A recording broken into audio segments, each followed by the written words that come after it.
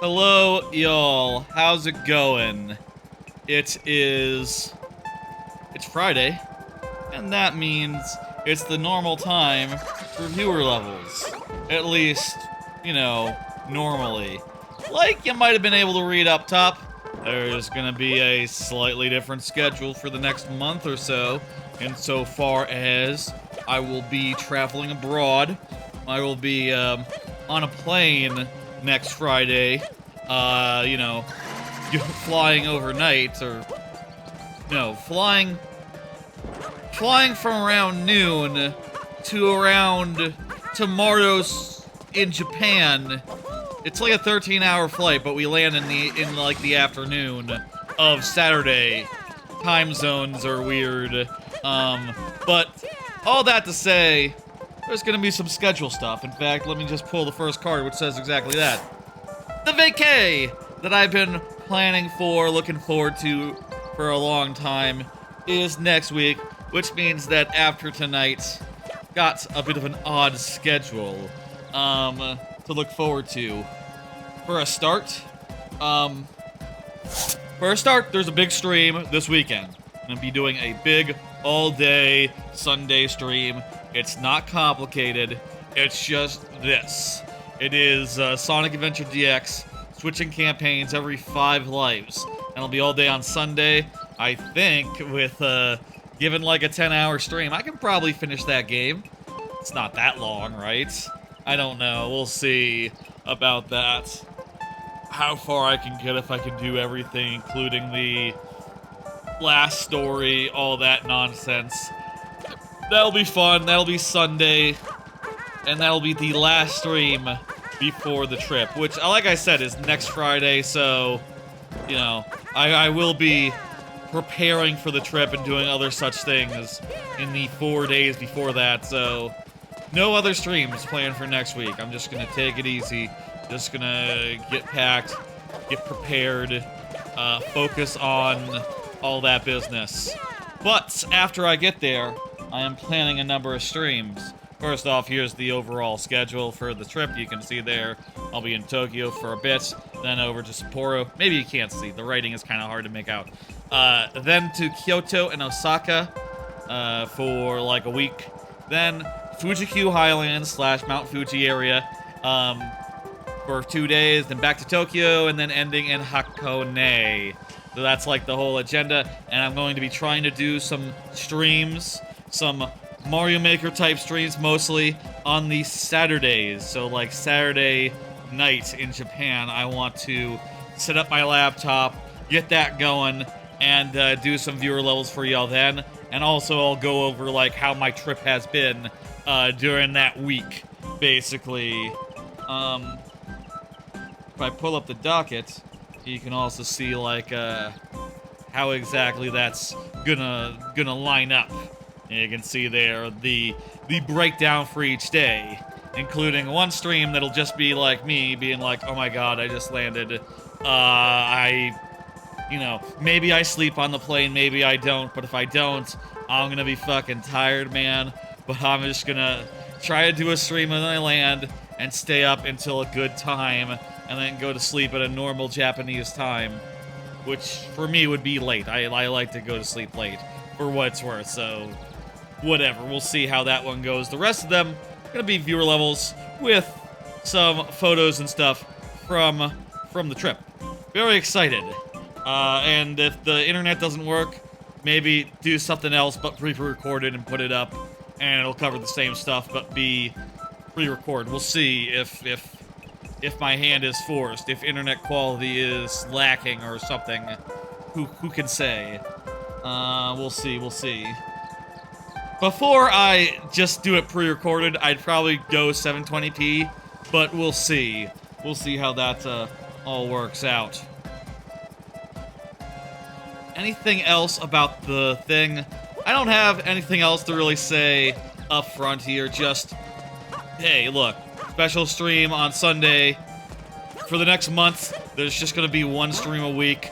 I will say I am planning to continue putting up YouTube shorts during that span. I got loads of them prepared in the pipeline, enough where I could just stop making more of them while in Japan, and I'd be fine to wait until I get back, or whatever. But, I think we'll be good on that front, and, yeah, I'm just gonna relax. I'm just gonna continue on that without any cessation due to the trip. Exciting stuff. I'm really excited. How about we get into these viewer levels? How about we do that? I think it is, well, time that we get into the viewer levels proper. The first level is by Antonio Hunt, who just said that he had to go, but, you know, considering that he was the first to submit, I do count that as being here when the level was up, because it was up immediately, technically. But let me explain for those who don't know and those who are new how this works, as I do at the top of every stream. If you're here when your level comes up, I give it the full time of day, which outside of the lightning round means 12 minutes. 12 minutes, plus 5 last tries if that's not enough. If you are not here, I still do the level, but I do it in very nearly but not quite sudden death, wherein I only have 2 tries to beat the level, refreshing at checkpoints. This is a level we've seen many times before. Let me make myself normal sized, and then we'll check it out. It's funny, I've mentioned before I've been, like, clipping up old streams and, like, going through them and finding any memorable moments from them, any noteworthy moments that could become YouTube shorts, maybe if they're good enough. Just being very, what's the word, comprehensive. Just so, if ever I, you know, want a moment, it should be somewhere in the clips that I've made. And I came across one of this level. I had totally forgotten that I have, in fact, gotten through this room once before. I have gotten through this room once before and gotten to the Bullet Bill section beyond that. And what's more, I totally forgot I've not only gotten to the Bullet Bill section, but gotten to... Hey, Dr. How do you say that? Pylon? Dr. Peolin, there you go. Thank you for the level, Doctor. I've gotten to the part after this part before, and I had completely forgotten about that. And, well, let's hope that, fuck. Seeing that again helps me to get through this thing. It's Spanish? Gotcha. Let's hope that seeing that, again, and being reminded that I have, in fact, gotten through this room once, pushes me forward. I'll also say, like, looking back on it, after this room, it was actually kind of low-key easy. Like, I got through that Bullet Bill section on the first try that stream. This was, you know, I've been clipping up random streams. I've been clipping up a lot of random streams recently, not just, like, the oldest ones I've yet to clip. I decided to clip the birthday stream from last May, because it has a bunch of stuff that is pretty interesting, like the only time recently I played Smash Brothers on stream. Wanna do that, you know, I figure some Smash Brothers clips, those are cool. Been jumping around a lot. Just the last 2 days, clipped up a bunch from that time I played a couple of Banjo-Kazooie fan games. Before that, clipped, geez, what did I clip before that? A bunch of stuff. That birthday stream, mostly. Got a lot of Mario Party, because I did Mario Party for Extra Life last year and all 8 of the Mario Parties, 50 turns of each of them. Really need to clip all of those, but also, that's gonna result in a glut of Mario Party shorts, which, you know, are sometimes good. I got one in the chamber where it's just Luigi CPU Luigi winning a minigame good. And I'm wondering, is that a bad clip or a good clip? Ooh, we got through. Hey, what do you know?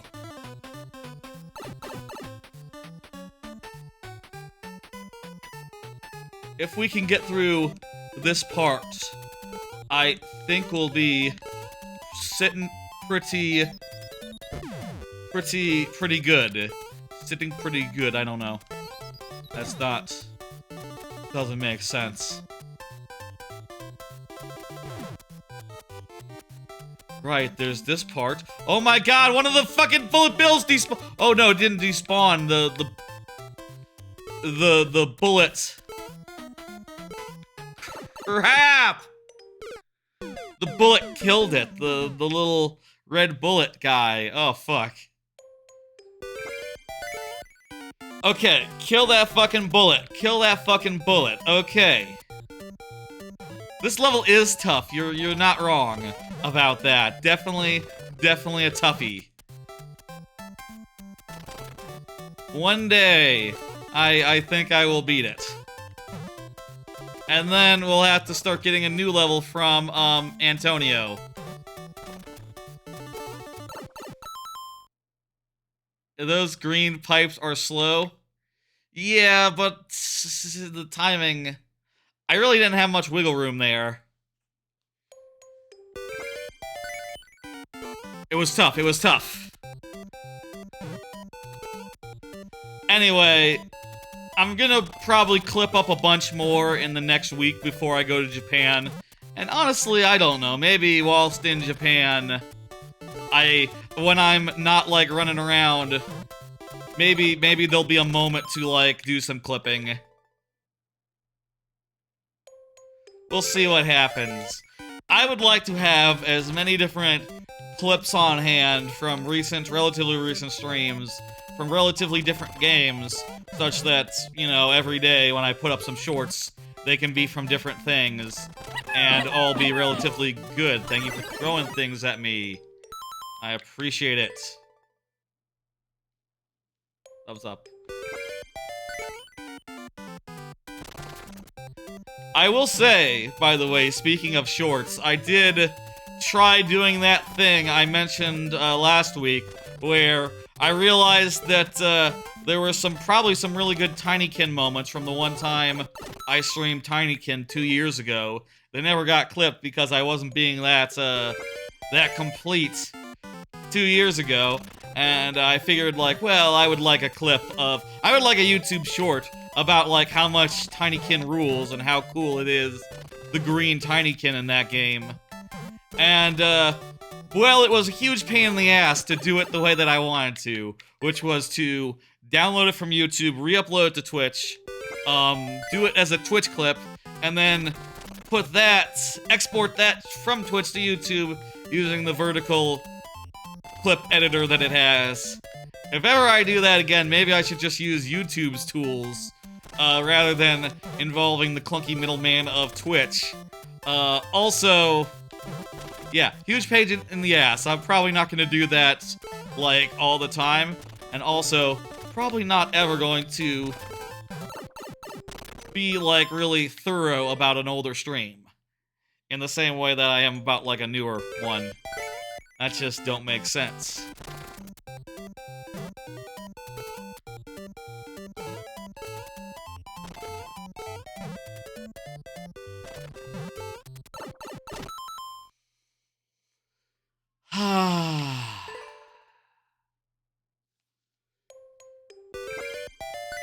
Hard level. Let's do it.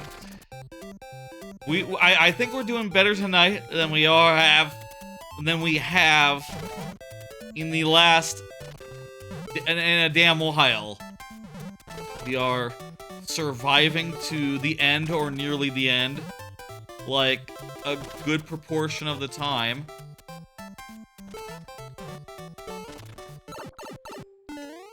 Yeah. And that feels pretty good. Let's keep on edits. Let's make this happen.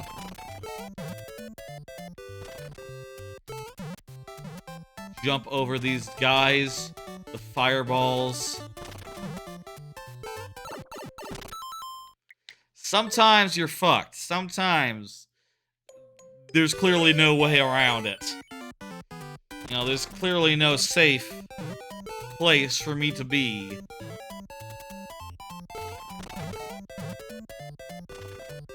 But we'll see. We'll just have to roll with the punches! Gonna have to roll with the punches there. And, try our best not to die. And that's all we can do, really.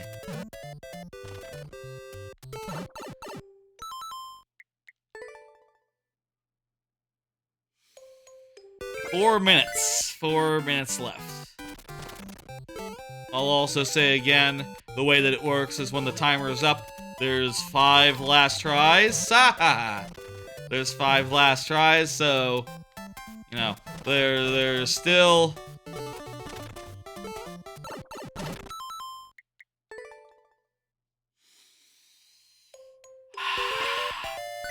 There's still,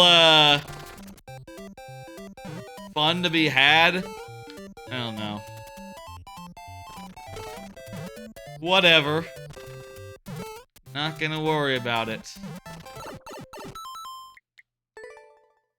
I need a drink for my water. The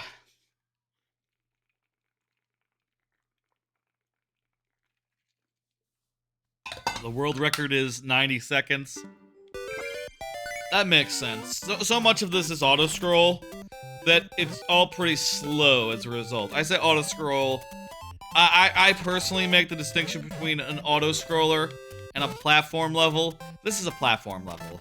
You know, your progress forward is dependent on the platform wholly, but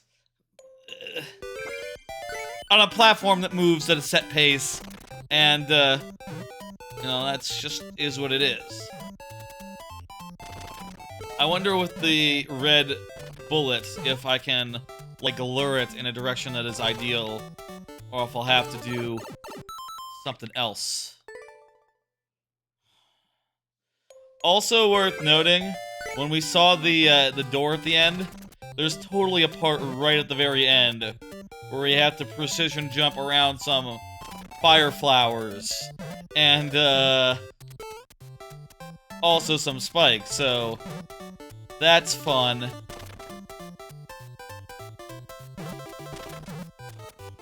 Now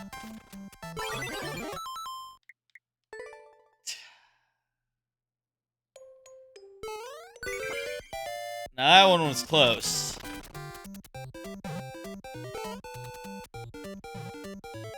I'll say I am coming into the stream like I always do, with a good amount of as I usually do, with a good amount of things to talk about, which we'll be seeing through cards. I'll say my plan for the Japan streams is to have relatively few cards unrelated to vacation. You know, like, you're not gonna hear about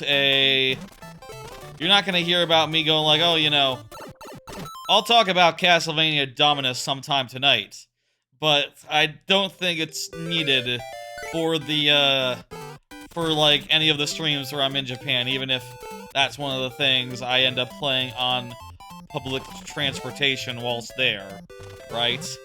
Maybe I'll talk about how much I'm enjoying, you know, Plucky Squire or Echoes of Wisdom, since those will be new.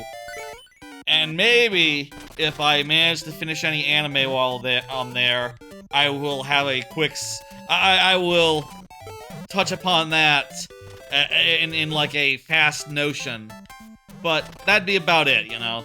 Stuff that is super new, super topical, super, like, you know... We got 5 more tries left. What are we doing here?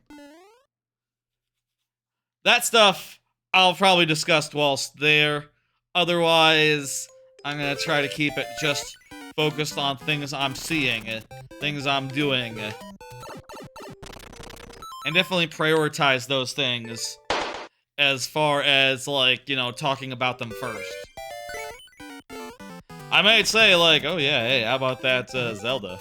You know, but not like an in-depth, like, impressions of like, oh yeah, I'm really liking this. I'm using the bed glyph. Are they called glyphs? What are they called in that game?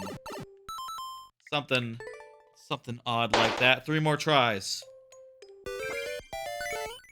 I've been using the bed glyph to get around exclusively, and using moblins for combat. You're not gonna hear maybe like that in depth of a touch.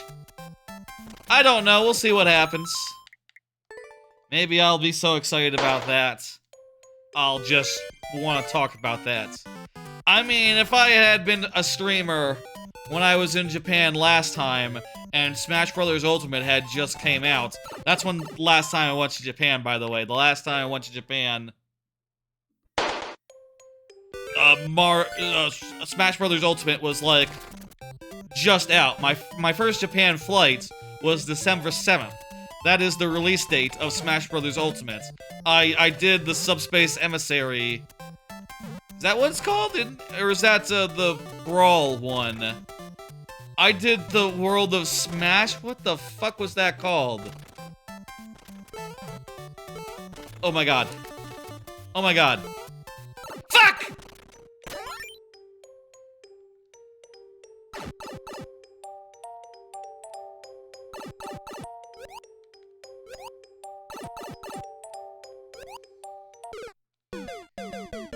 Yeah, it was over. I did the world of, Smash Brothers. What the fuck was that campaign called? I did that on the plane, and it was nice to have all the characters unlocked by the time that I landed, and I played a ton of it while I was there. If I had been a streamer at that point, yeah, I would have talked about that. If I had, you know, put together like a on-the-go stream, but who fucking knows if that would have been the thing. The thing that I would have tried. Yeah, it's all theoretical. Alright, that's the level. Thank you. Brawl out try, so let me go ahead and dismiss it and bring up the next one. By Sunflora Azmaril. Sunflora, go ahead and confirm. It's been a minute since you submitted. Not that long, but still, I would love you to say. There you are. Perfect. Meanwhile, let's do a card. Let's start talking about things that are, like, not just things off the dome that I don't have cards for, specifically.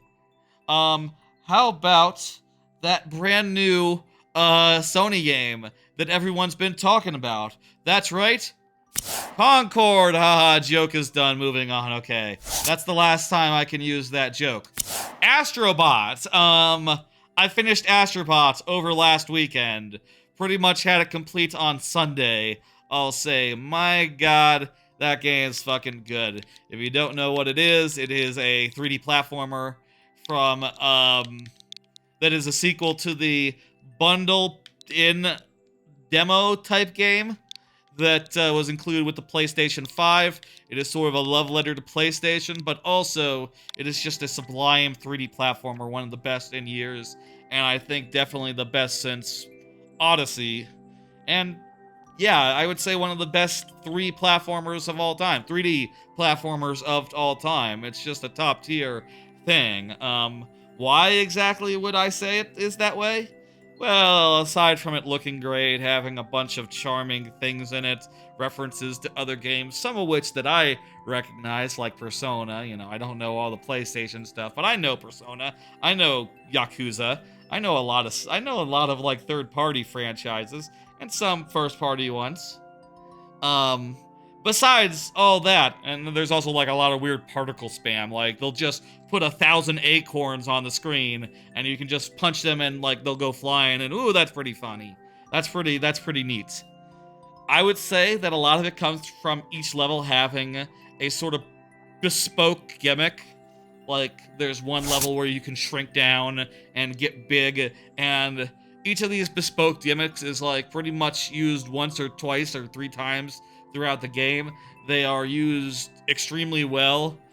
They sort of explore all the things that you could use it for, like, okay, you have a rocket pack, so you can go upwards. Okay, so you can break through ceilings. Okay. So if you grab something on the ground and flew upwards, you'll yank that out of the ground, and you can use that to uproot things. Okay. And you know, the list keeps on going. Like, okay, if you fly up into these things, they'll boost you up further, and you'll go higher than you normally can.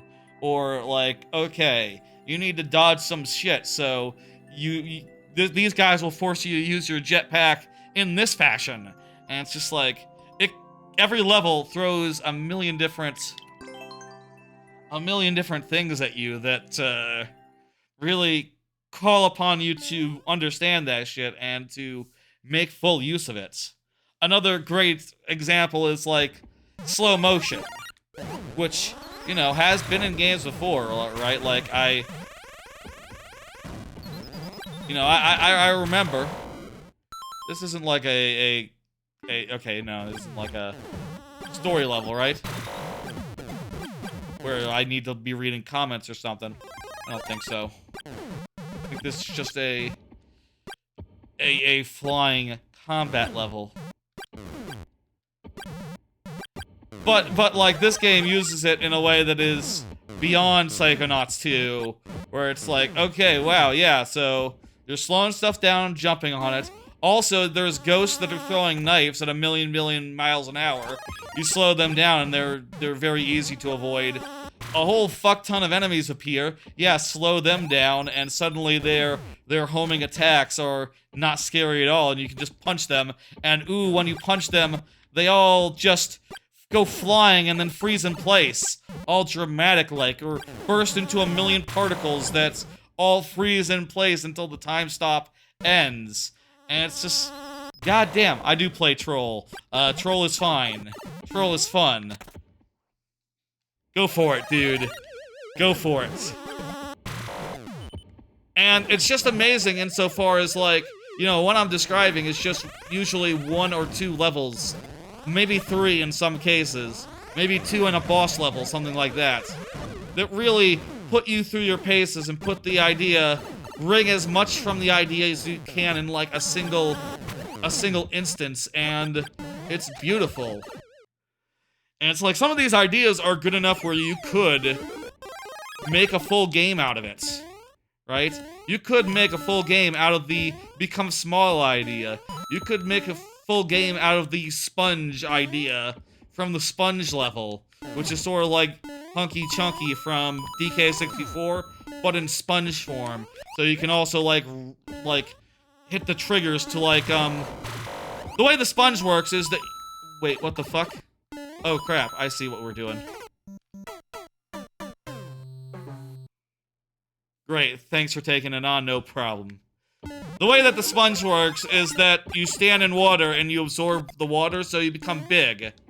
And then you can hit the trigger to, like, scrunch yourself out and splash everything in front of you in water and become small again. And it turns out that's just a really clean way to have a get big, get small mechanism in a level. Also, when you're big, you're just, like, trundling around like Godzilla. It's fucking cool. Except you're a sponge. You're a big sponge robot. Also, everything in this universe is a robot. It's good. At one point, there's a robot tree that sings to you. And like, I'll say, you know, small spoilers here, but there is something amazing about, like, you water a seed, and then a tree starts singing to you, saying, like, I'm a fucking tree. I'm not a scrub. I'm not a flower. No, what the fuck? No bush has roots like mine. I'm a papa tree. I'm a papa tree. Come up to my canopy.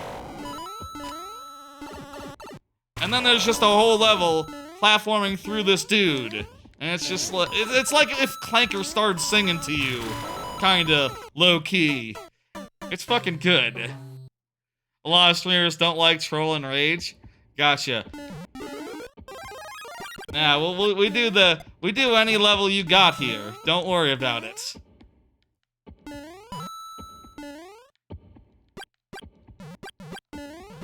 Goddamn, though, it's I would say an incredible game.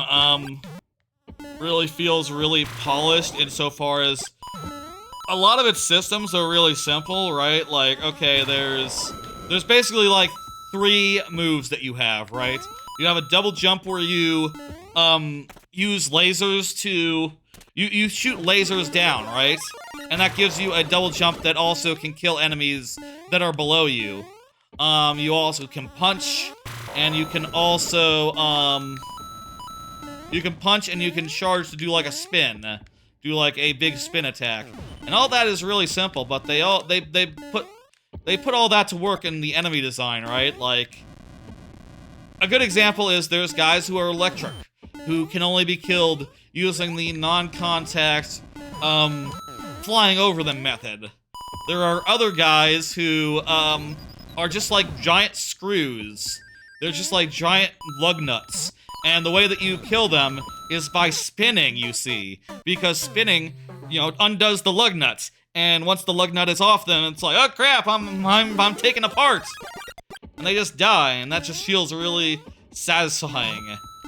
And there's other enemies that can only be defeated by avoiding them, and then pulling on some wires on them. Pulling on wires is like another minor mechanic in the game. And between those, like, 4 moves, and, like, level-specific things, like becoming a steel ball, or, you know, Baboon Balloon from Donkey Kong 64, they do a ton of stuff with it, and goddamn, I'll say, I think that, I think Astro Bot is not in the realm of, is not quite in the realm of Game of the Year. It is instead in the realm of, like, Game of the Decade, I think. It is right up there with... Goddamn, I think I probably missed the power up there. I think it is right up there with, I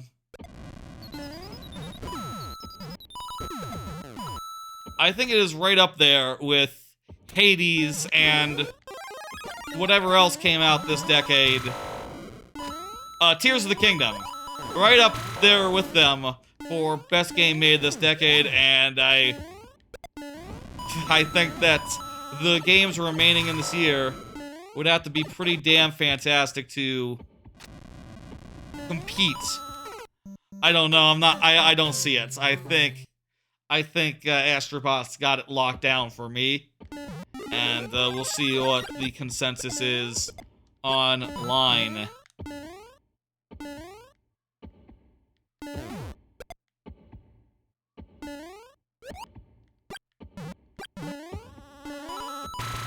Every time I'm forgetting about these guys.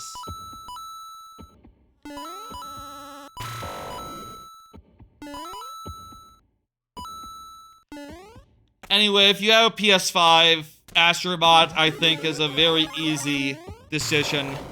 Very easy purchase. In fact, you know, if you have a PS5, you also have the original Astro Bot, so... The Astro's Playroom game. So, you probably have a way of knowing. Did you ever play that Western Samurai game on Wii where you had a katana and a gun? No, I didn't. I never played that. Red Steel, was it? Nah, no, I didn't.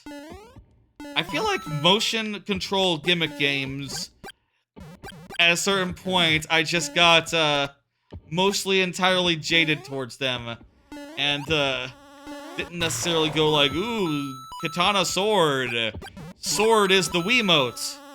That's, for some reason, didn't appeal. Unless Nintendo was doing it, and even then, I feel like those... Like that Zelda probably aged the worst of any Zelda. Any 3D Zelda.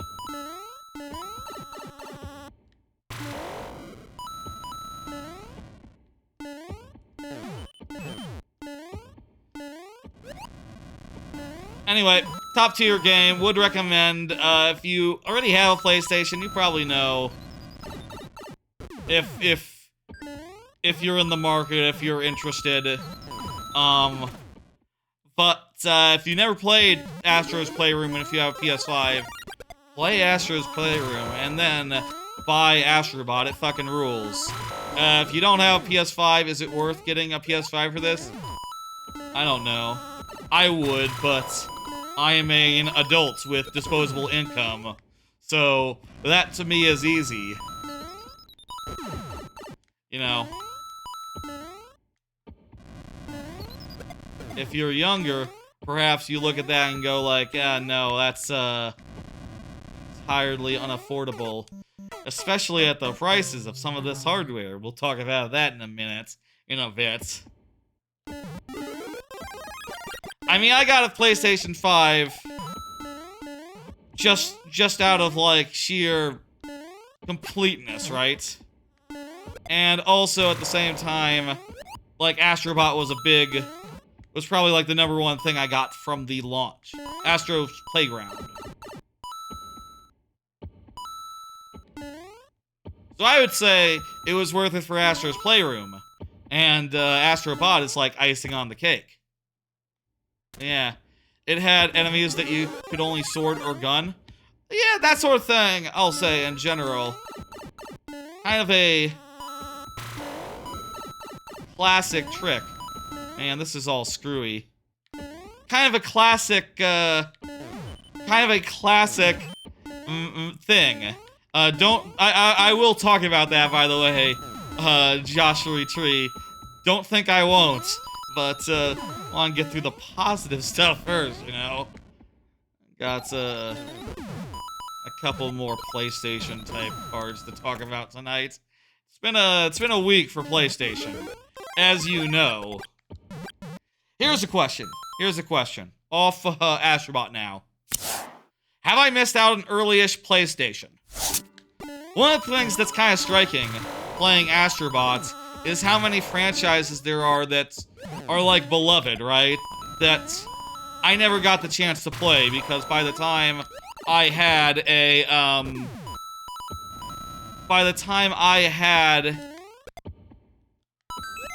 it.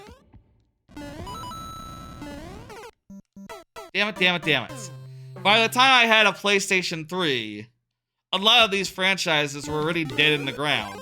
And I was, like, halfway through the PlayStation generation. And even ones that are relatively, like, mature. Like, I say mature. Like, Twisted Metal. And, obviously Jak and Daxter isn't super mature, but it's, like, a more mature thing than Ratchet and Clank, which I believe only had, like, one real entry in the time I have owned a PlayStation. And even that was, like, a surprising development, I guess, maybe, that they put out another one.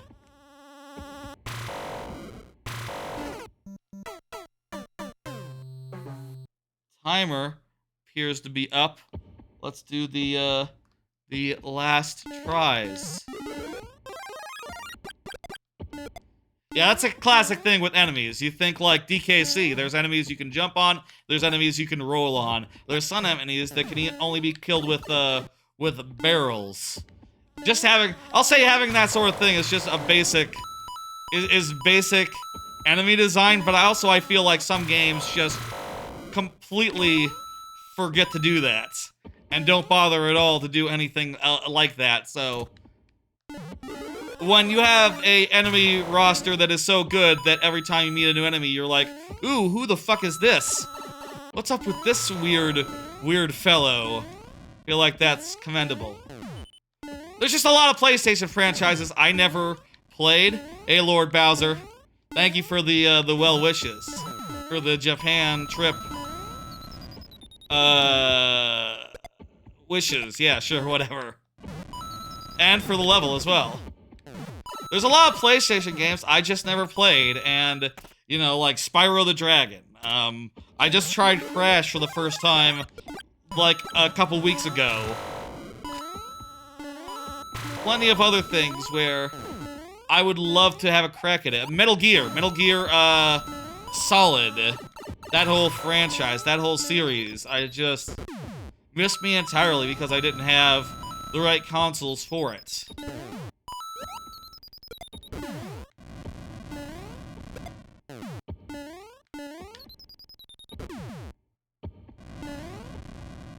Timing here is really awkward.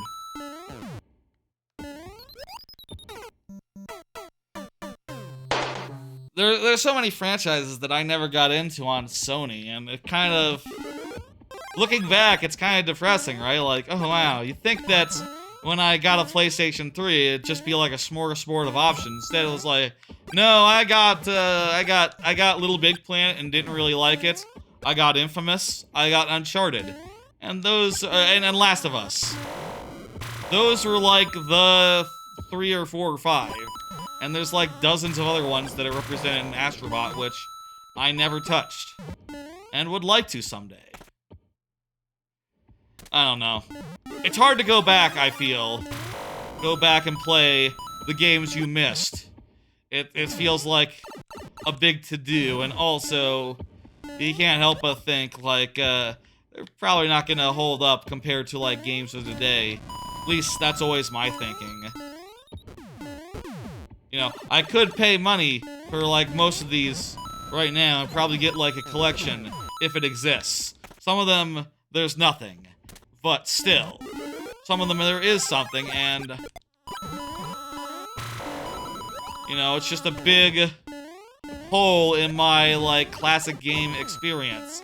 You know, I think a lot about games that are still coming out, franchises that are still going, and I think things like, yeah, I never got into that. I would like to play Resident Evil more. I would like to try out Final Fantasy at some point, but there's also, like, a million franchises that just died. Just died around the time of the PlayStation 3 for no reason, and they never brought back, and, thinking about that as I thought about that as I played Astro Bot, past tense. I'm done now with Astro Bot, just because I, you know, 100%ed it and all. Can't wait for them to add the DLC, to do, like, speedrun modes and things of that nature for Astro Bot. That'll be great.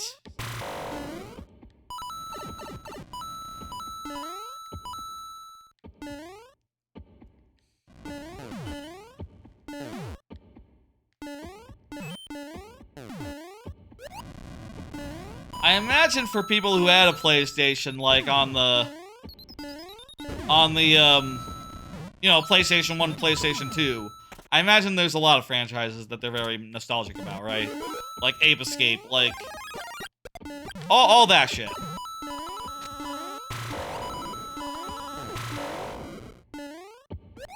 I'll say, I'm definitely planning on, picking up Metal Gear Solid Delta. That is definitely in the cards, in the plans. But we'll see.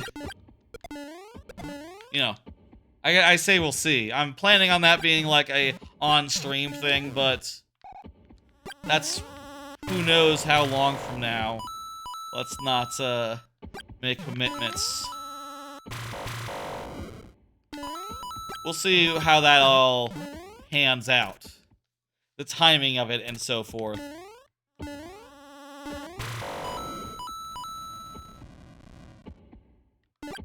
Did you at least have a 360 when you weren't on PlayStation? Oh yeah, no, I got a 360 at the start of the Xbox 360 generation. I've said before, like, I love Donkey Kong Country, I love Rare, so Rare putting out Xbox games was like the big impetus for me to go multi-platform back in the day. And admittedly, I don't, you know, I wouldn't necessarily say that Rare's games were the best on the 360, but that was what sold the console, the console to me, and I'm glad it did, because it just, you know, having an Xbox 360 just really broadened my appreciation.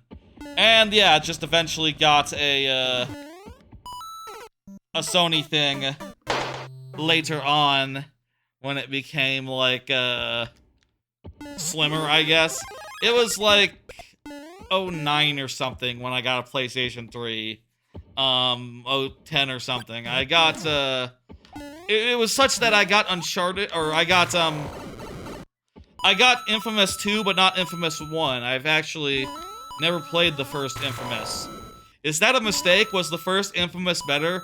I just kind of looked at the power sets that were available and said, like, oh, Infamous 2 is like what you had in Infamous 1, except they added like a whole fire and ice situation. Yeah, I like that. I like the sound of that. Those abilities sounded really, really cool. And they were pretty damn cool. I wonder if that was incorrect. I wonder if it was actually still correct to play that first game. Even after 2 was out. I guess I'll never find out because I'm not gonna go back. I mean, that'd be interesting. I also did enjoy that, Festival of Vampires. That was an infamous game. That was really good. Wonder if you can even get that anymore. Was that on the PlayStation 3? All those games are lost to time. Shame about the backwards compatibility. They should, for the next new PlayStation hardware, they should make PlayStation 3 backwards compatibility work. Eventually, it has to be emulatable, right? Good job getting the power up through there. Yeah, it wasn't enough, though. Thank you, Sunflora Azamarill. Let me go ahead and hit dismiss and bring up the next one, which is by Dr. Dr. Piolin. Dr. Piolin. Go ahead and, or Piolin, I'm not sure what the Spanish pronunciation of that would be. I was not a very good student of Spanish, 15, 20 years ago. Yeah, it'd be like 15, 20 years ago now, jeez. Maybe more like 18, maybe more like 18, 17 years ago. Like, early high school, so yeah, that was at least 15 to 18, something like that. Years ago, jeez. I'm not gonna do that math, because that math is depressing. It is all emulatable. I mean, there's still... I think the community has figured out how to do that, but I bet it's still hard for Sony to manage it. Right? Somewhat. Let me hit next so that Dr. Piolin knows to confirm.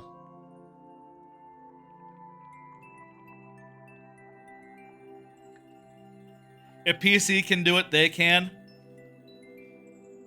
The architecture of the PlayStation 3 is very different.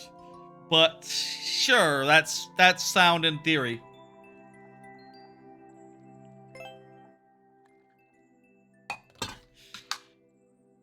Another question relating to Astro Bot. Do you agree that Astro Bot could be Game of the Year? I saw some people on Twitter and such being aghast, being like surprised that someone would say a fun, lighthearted 3D platformer could be Game of the Year just because it has like more creativity, more like level design, masterclass in level design, perfect enemy design, really cool sequences that just put all your powers to the set. A wide array of powers unseen since like Mario Odyssey. Just because it has all that going for it, how could it be Game of the Year though if it doesn't have a very serious narrative and like a big tough guy going like, I'm a big tough guy and I have a son and my son disappoints me and that's complicated. That makes me feel a whole heck of a way. How can it be Game of the Year if it doesn't have that? Is what I see people asking. Let's get into this. Diapolin, go ahead and confirm. Still, we'll start into sudden death here. I think this is some sort of ride. Nintendo's doing a pretty good job on Switch with console emulation. It's funny you say that, Joshua Tree. The people disagree. That is perhaps... you wouldn't think that would be a hot take, honestly. Oh, we need to go over that one. Okay. You wouldn't think that would be a hot take, but people like yelling about how the Nintendo Switch emulation is wrong in this way and that. Fuck.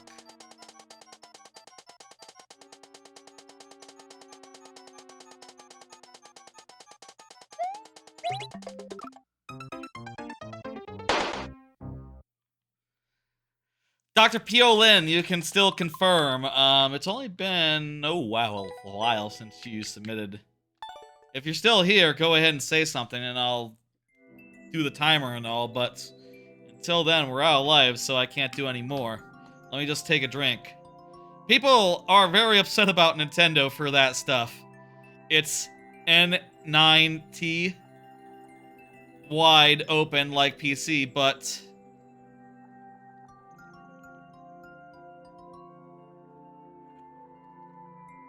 it's not wide open for PC, but it has good selection. Gotcha. No, but people, they dig into the nitty-gritty and they find like a million different little technical differences that don't matter. Like, oh, this is supposed to have a response time of like 2 milliseconds. Instead, it has a response time of 4 milliseconds. And things like, oh, this graphical thing is all fucked up.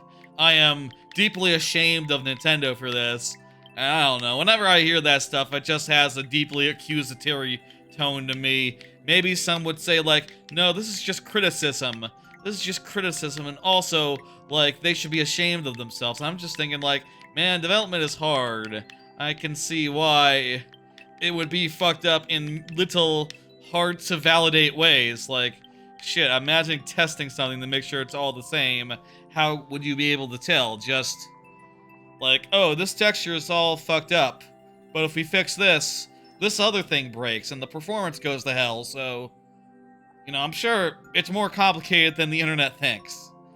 But, I would agree, I think it's fine. I like playing games on my Switch. They do a good job as far as having everything being relatively available, if not in perfect quality, objectively.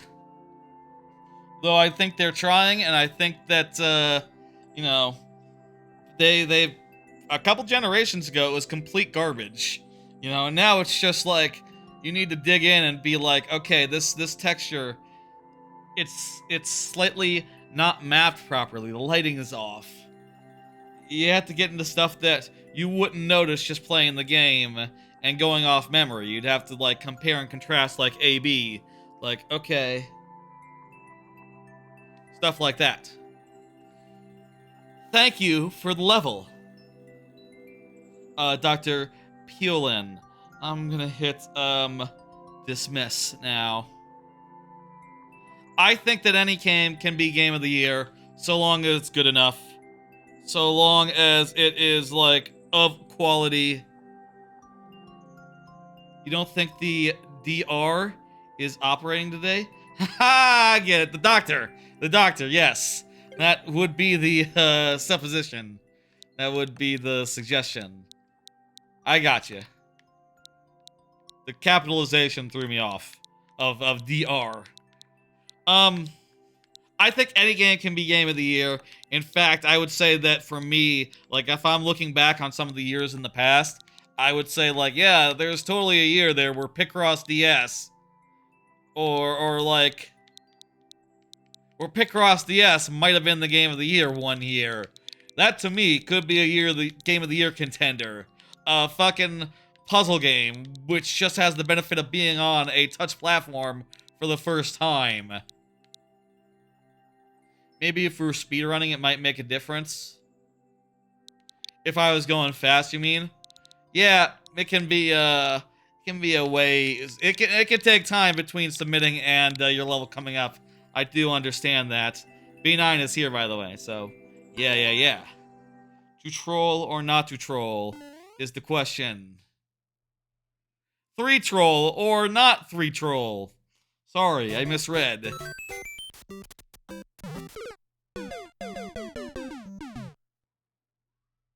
Nice. So if I, like, try to jump over this guy, is that a good idea or a bad idea? Let's play it like normal style. Ah. Okay, I see. Yeah, so if you... Weird how that fish only drops if you're, like, running under him. That's odd. Okay. Now we jump over, and we make this path. There we go. I think you submit a level, then you wait. Yeah, that's the conventional wisdom. That's the conventional wisdom there. I understand, though. It can be a while. You got other things going on. I try to be understanding about these things, but, you know, we can only wait so long. Don't hit that. I'm gonna hit that, though. That's almost definitely correct. Nothing wrong here.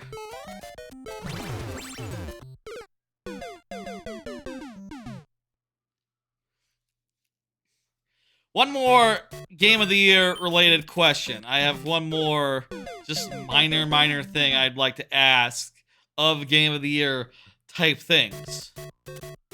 Which is, do you think a Game of the Year can change in retrospect? I feel like this is a tricky question.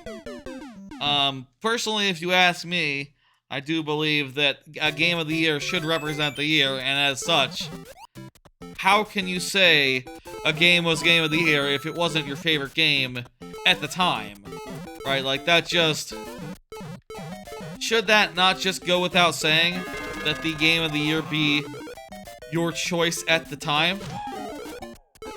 And if you had a different choice at the time, is that not just Game of the Year in perpetuity? I was thinking that, and especially with regards to, a few years ago, the year of Psychonauts 2, I ended up giving it to Deltarune Chapter 2.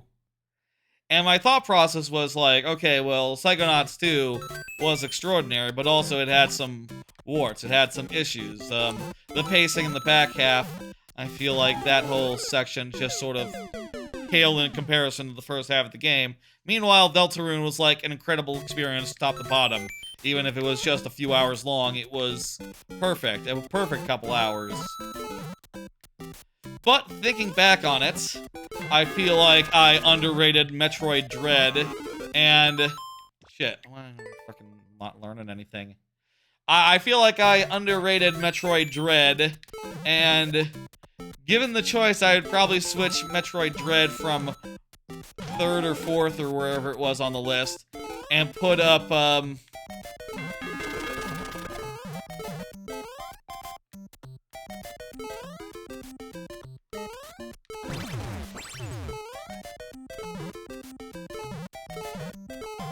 Huh.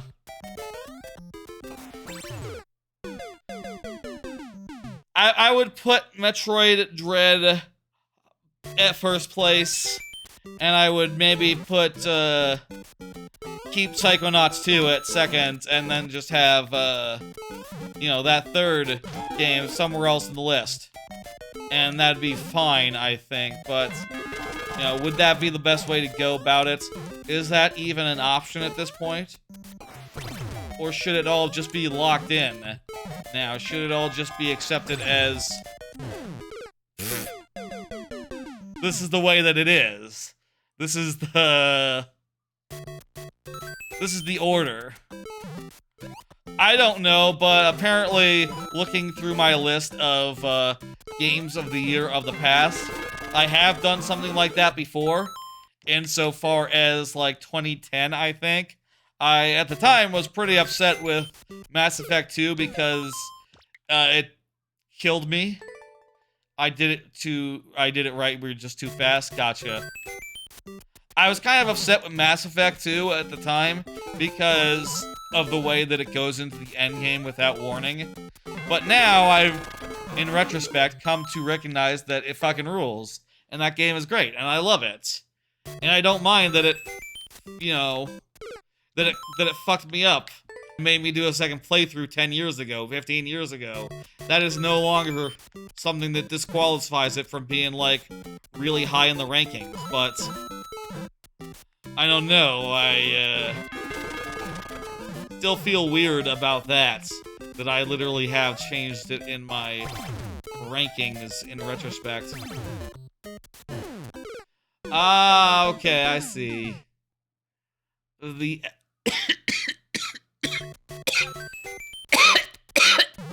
Ugh. It was important to exit there for a second. Every troll level, your instincts always fuck you up. You know. They only hurt, they never help. In a troll level, specifically. Like that scene in... Fuck. Like that scene in Pulp Fiction. You know, fuck pride. Pride only hurts, never helps. That whole bit. Same story here. I gotta do everything backwards. That's the key in a troll level. Just do the last thing you would do. And that is more likely to work.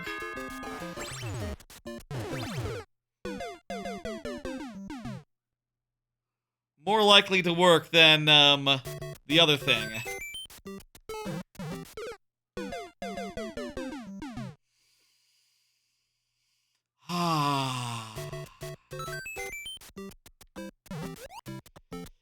Okay. We got this. Anywho, I guess I don't have an answer to that question. I might, I feel like some amount of retroactive Game of the Year changing might make sense in the future. I'm hesitant to do it right now. And I'd rather things mostly stay, you know, in perpetuity. As far as, like, oh my god. I should have trusted that staying in there was a good idea. That's, my instincts told me to be careful of the Bullet Bill, but I should have said fuck my instincts.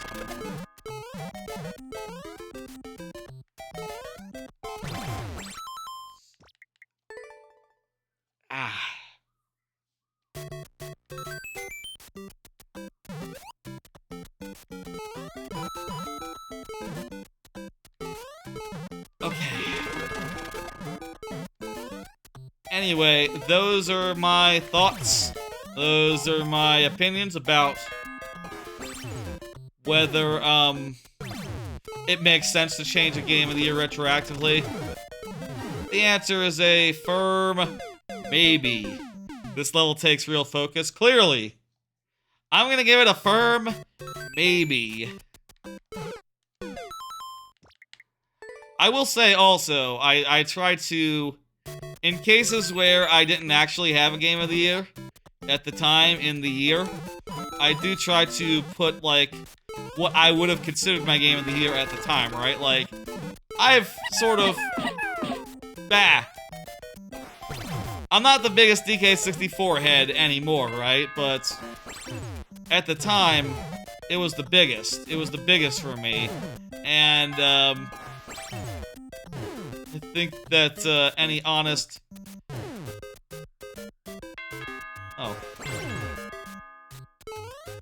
Any honest Game of the Year would have that be...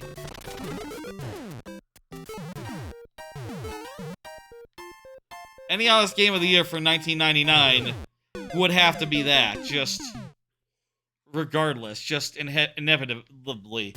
Because, like, yeah, no, that was the game I loved that year. I remember being like, at that time, I was really into Pokemon, right? Obsessed, like, that was... Yes, wait, a little cubby? I didn't realize what would happen if you just waited there. Apparently that is also death. I'll make note of little cubby.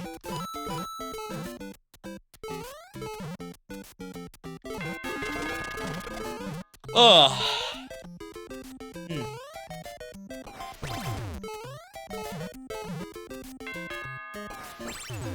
Anyway.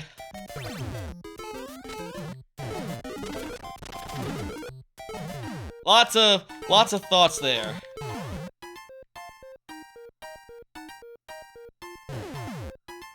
You mean right here? Oh, wow, that does work. I thought just timing was key.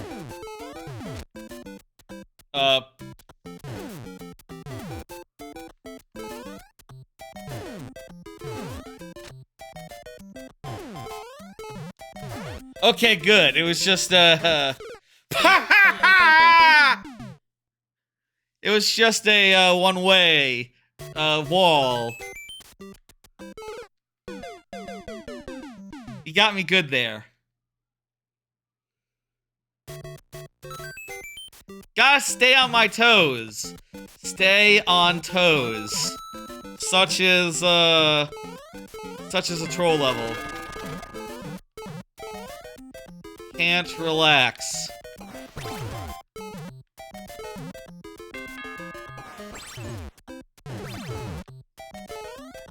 Okay.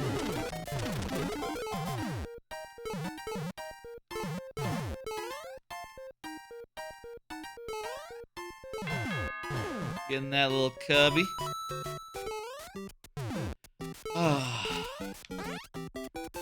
Now then, start running.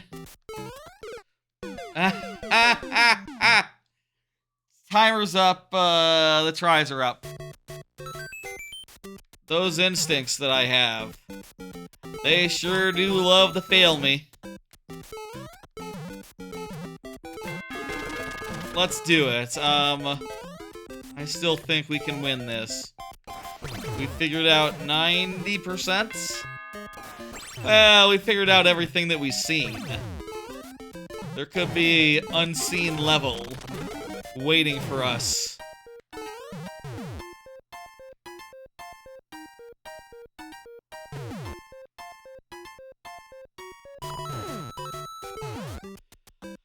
Okay, here we go. It's a short one way. Fuck! You really gotta get out of there, huh? That's the first try. Did I forget to do a life or two? I can't remember. I think this was the start of last tries. Let's just say that. I'm not gonna worry about it.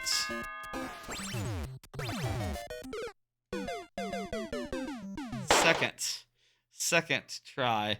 I'll say, you can always resubmit a level, even if I fail it. Tonight, another time, whenever's good. Of course, the next 3 Mario Maker streams will be at an unusual time, given that I will be abroad. But I do intend on doing some viewer level streams from Japan.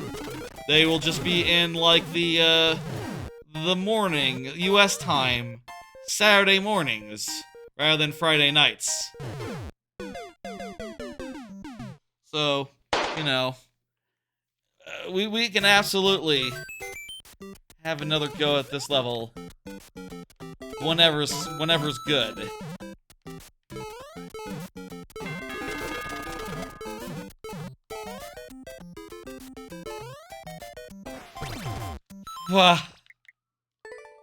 I'm a little out of it. This troll level has taken its toll, perhaps. I need to... On toes.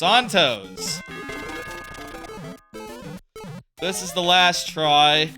Let's do it. Let's have this be the best try. That's right, the troll toll. You gotta pay it.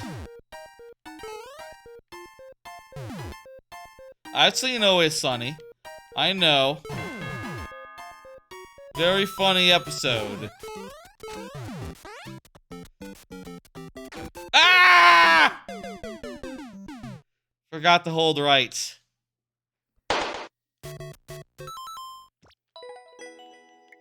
Thank you, B9. The queue is pretty short tonight, so you can get right back in there, and it'll be up before the lightning round, even. Probably at this rate. We'll see. I'll say for the lightning round, let's start at 7:45. Let's start at 7:45 for the lightning round. I'm gonna hit dismiss. And Joshua Tree is up. Joshua Tree was chatting during this last level, and also just now, so yeah, there you go. We are, good for it. I'll say I've gotten some sleep over this last week. I've gotten some, like, 6-hour nights of sleep. I've gotten some 4-hour nights of sleep. That's a lot better than, like, 2-hour nights of sleep, but still, I'm a little tired today. I feel like even if when I get 6, I could still use more. I'm sure some will say, like, oh, well, 6 is not enough in the first place. There's your problem, but, you know, what am I gonna do? Sleep more? Hey. Hey, did you hear about the PS5 Pro? $699 US is the headline there. $699 US does not come with a vertical stand. That is $29 US. That's like 20 to 30 US somewhere in there, I forget. And it also doesn't come with a disk drive, which personally doesn't bother me. I have a digital PlayStation 5 myself, but add on another $80 if you have any discs, it turns out. Ridiculous thing. Everyone was rightfully lampooning it as, you know, PlayStation did their announcement thing. And, I gotta say, I think that, if you ask me, there's just no reason for future console generations to exist. There's just no reason for them to exist, right? Because there's just diminishing returns. There's diminishing returns there every generation. To the point where, you know, during their press conference the other day, Sony brought out this comparison during the thing. Here, let me show you. They brought out this new image of The Last of Us Part 2, famously a PlayStation 4 game, originally. Now running on both the PlayStation 5 and the PlayStation 5 Pro. And they literally said, and you can see the difference. As they showed this screenshot comparison, and I want to ask y'all, can you tell which one is the Pro and which one is the original PlayStation 5? I have blurred out the identifiers, and I think you can't fucking tell for shit. They look exactly alike. They literally had to zoom in on a guard tower in order to be like, yeah, you can see here in the distance, the details are a little bit sharper on the new one. And I would say, like, not that much. I still can't tell, even zoomed in. Here's the answer, by the way. Here's the answer. Yeah, you can see. They're the same. It's the same image. Come on. Not a good presentation. I think they should have probably made it into a Switch or something. You know, I guess they already have a Switch type controller thing that does the same thing as a Switch. But still, like, I definitely think that just making a new hardware and just making it stronger than the next one, we've hit the limit. We hit the limit here. Let's do this. We've hit the limits as far as, like, how far you can go there.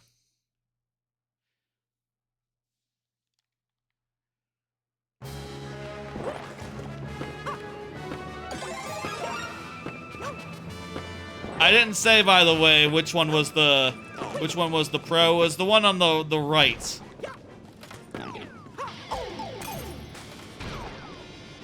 It's odd. Ah, I see.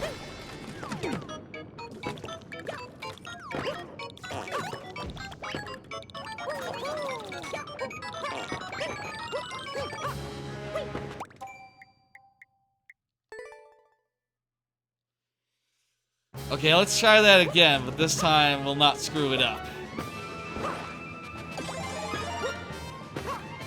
Yeah, right? Those I'll say I didn't say, like, which one was the pro and which one was not. Partially because I am thinking that could be a YouTube short, and if I do make it a YouTube short, I might make it so that, it's, like, on top and bottom. I might, like, cut it. That sounds hard, actually. I don't know what I'm gonna do for that. Damn, vertical aspect ratio. It's hard to adapt sometimes. Anyway, I'll say I can't believe they literally said you can see the difference. They literally said that. Unforced error there. You can say something to the effect of, like, yeah, third-party games, some of them still have, you know, frame rate issues. Or make the player choose between the two modes. We want everyone to just have both. Just have everything. And the reality is, that's what everyone's been saying every generation for, like, years, right? Every time they put out a new one, they say, like, oh yeah, this is our statement. We want people to choose between like, fidelity and, not have to choose between fidelity and frame rate. And the developers say, you know what would be nice? If we had graphics quality that made sure that that doesn't stop becoming a thing. Right? That forced the issue. Absolute disaster of an announcement. I think it is very justifiable to look at that and go like, man, Microsoft, you gotta get back in there, man. Sony needs a competitor right now, it turns out. But also, Sony does have a competitor. Their name is Nintendo, and they're kind of being the piss out of them at this point, right now. I'm pretty sure the Switch is like massively successful, it's worth noting, even though it can't play the most standard of standard-ass games. What do I do with this hammer?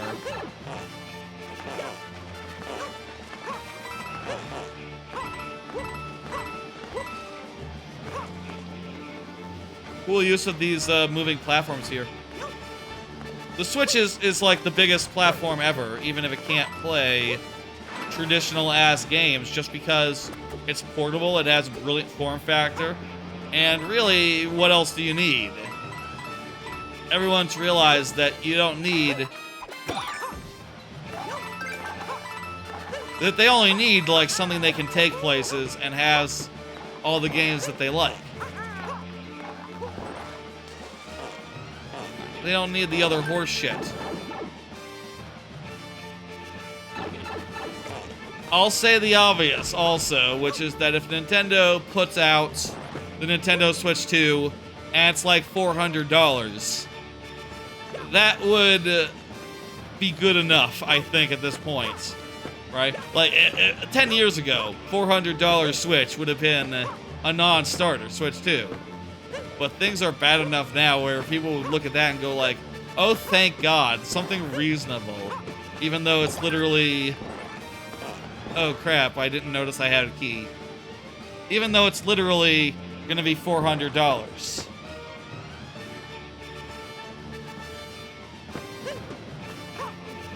Hell, I would say, like, it's not outside the realm of possibility that it could be $300.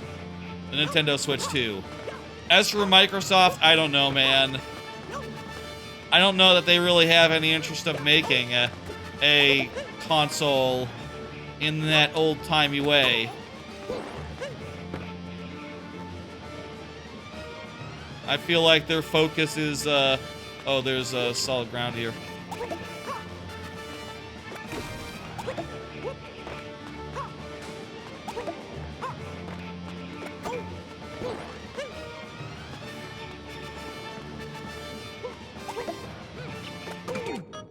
Uh-oh. Uh-oh, uh-oh.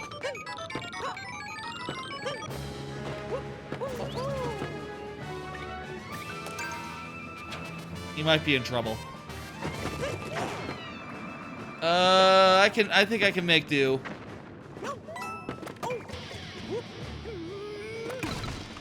I think I can make do with what I got.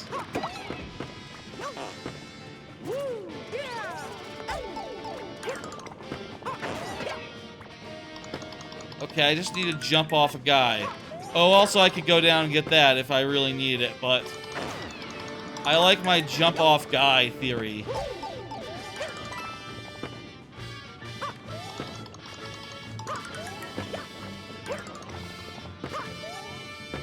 Come on! What the fuck was that? That guy... Okay, whatever.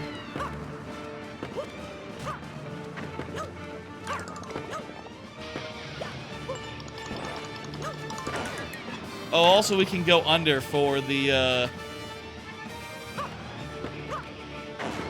first part. I don't know what Xbox does at this point. They should probably just put out a console. I mean, really, I think, if you're asking me, just do a slimline. Just do the Series X, but it's like $200 cheaper. And you don't really need a graphical bump. People, they don't have... 8K isn't a thing yet, and 4K is plenty good enough as is. Really don't need to make anything that much better for it to be... like, good. I don't know.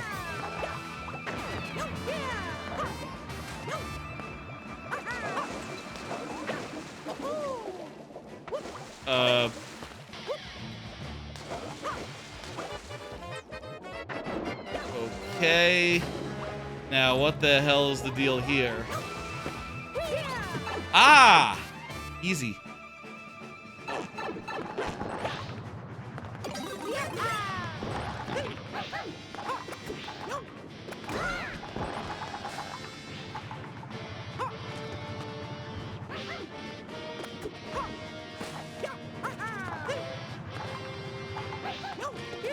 Oh, crap. Snake block. Snake block's the key. That was really close. I just, had a bit of a distrust of snake block. Not for any rational reason, just because... I don't know, when I see a snake block, I think, waste of time, waste of time. Hey, Jessica.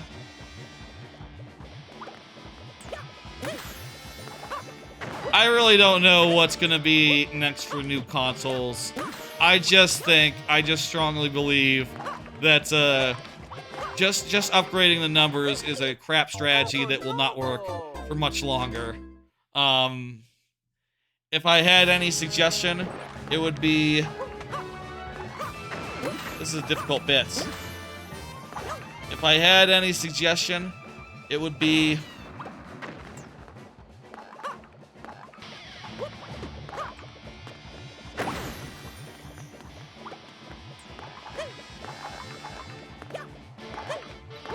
Well, if I stand here, I might be able to just get them to the bullet bill to fire right into this platform, which, that's fine.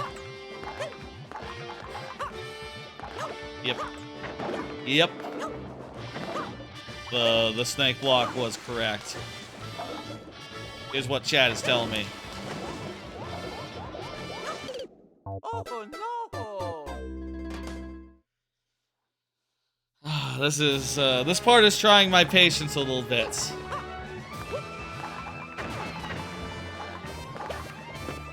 I should go and get this power-up, shouldn't I? Right, yes, it's a star, and that's really useful. We can clear out some of these annoying a-holes that are giving us grief.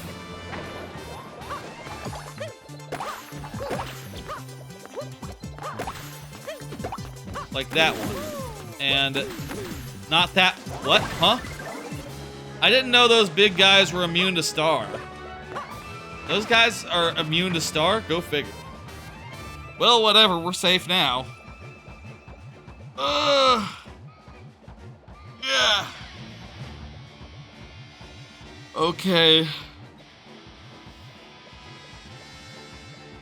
Snake blocks are usually a waste of time. Yeah, that's also true. Multiple things can be true at once. I can be right in multiple ways. Generally.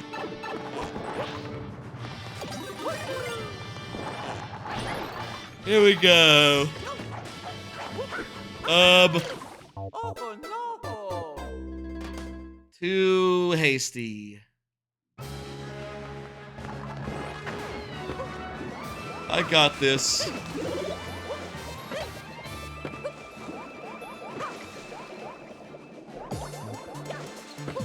Okay, here we go.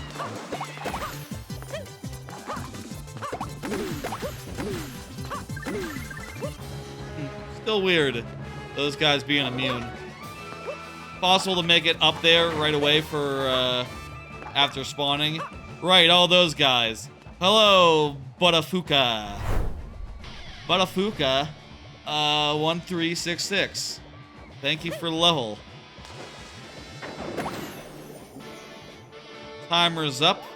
After this try, we'll go into last tries, but this could also be the end of this this level. Oh, my eye kind of hurts a little bit. Ah.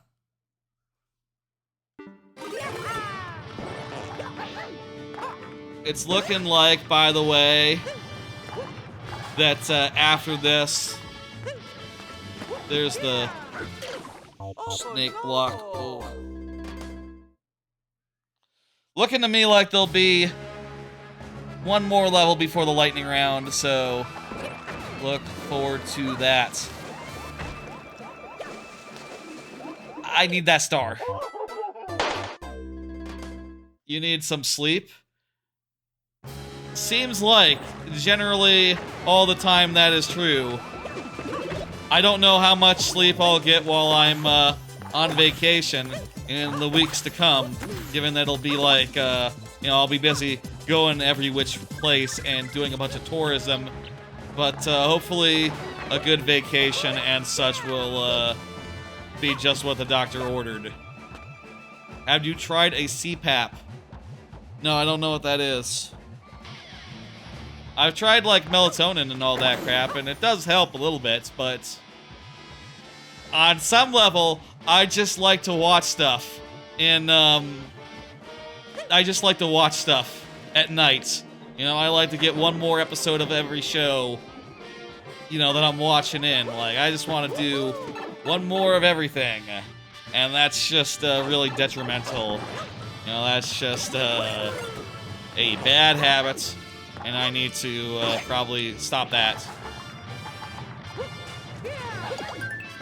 I'm a lot better, I think. God damn it. I'm a lot better off than I was last week. I'll say that. What do you do for the lightning round? I don't have a wife. Do not have a significant other. Fuck it. God damn it. Don't restart over. Oh no!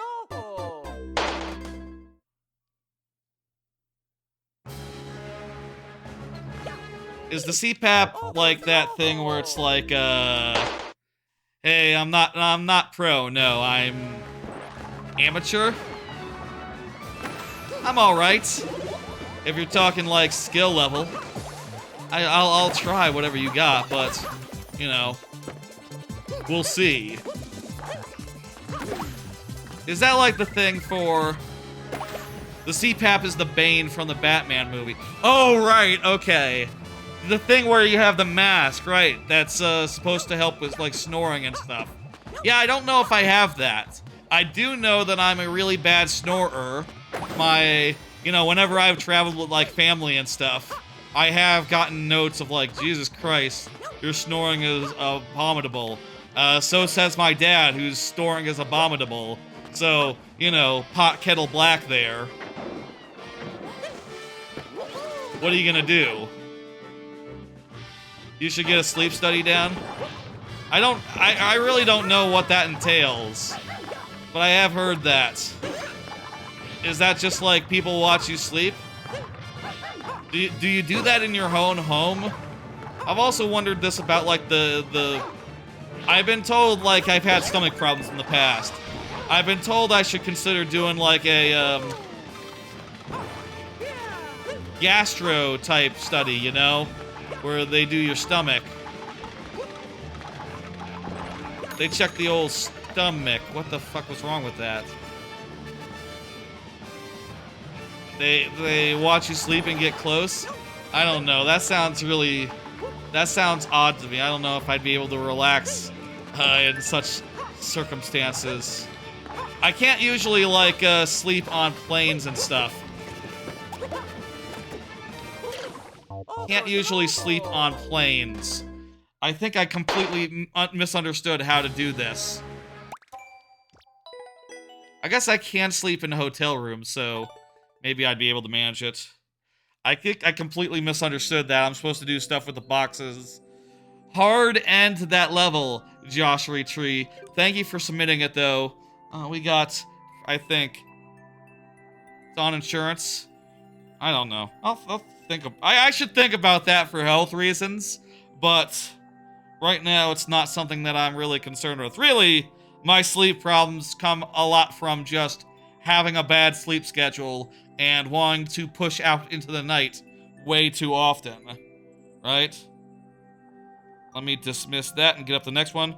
By Lord Bowser. Perfect. This is a very reasonable one. Are you live in multiple streams? Yes, I also am live on Twitch as well, Bonnie. That is correct. So, there's a Twitch side and a YouTube side. Bowser is up, by the way. Is here. I'll say, like, I think I'll be fine. I just need to sleep more. At this right now. You almost had it, though? Yeah, almost did. I hope your level got added. You can check the queue. It's in there. It's in there. It's coming up. Just a couple away now. Odd, the level count over in the lower right corner is off by 1. I think we only have 5 in the queue. Wait, maybe I need to refresh. I'll try refreshing. Oh no, there are 6. Okay, whatever. Good. It's good. Let's do it. Also, I'll do another card here. I've been playing Castlevania Dominus. That game's really good. That collection's really good. Those are 3 really great Castlevanias. I'm still, like, in the mid-late... I'm in, like, the late game of DS. I'm in, like, the Chaos Zone, which is really cool and fun. I have to fight Abaddon now, so that's fun. In the Portrait of Ruin, I just got Frog, and I'm in like a fucking, I forget where I am, who I'm fighting, but I'm fighting some big boss guy. I don't know. That game is a lot less memorable in general. The abilities are just so plain in that one. It's just kind of disappointing. Oh, I'll talk about that in a minute, Joshua Tree. The lightning round. And third, Order of Ecclesia is great, though I do now have to run around and grab all the guys, apparently, all the, like, villagers that have been, like, captured, in order to get to the real ending and get to the real castle part of the game, I think. So, that's great. That's good. Those games are coming along. I'm enjoying them. It's nice to have 3 games to play while I'm watching TV or YouTube or listening to podcasts, things of that nature. The lightning round, by the way, if you're wondering, which will start after this next level, is a time in the stream where I only have 5 tries to beat each level that comes my way. 5 tries, 7 for the first level of the night, and also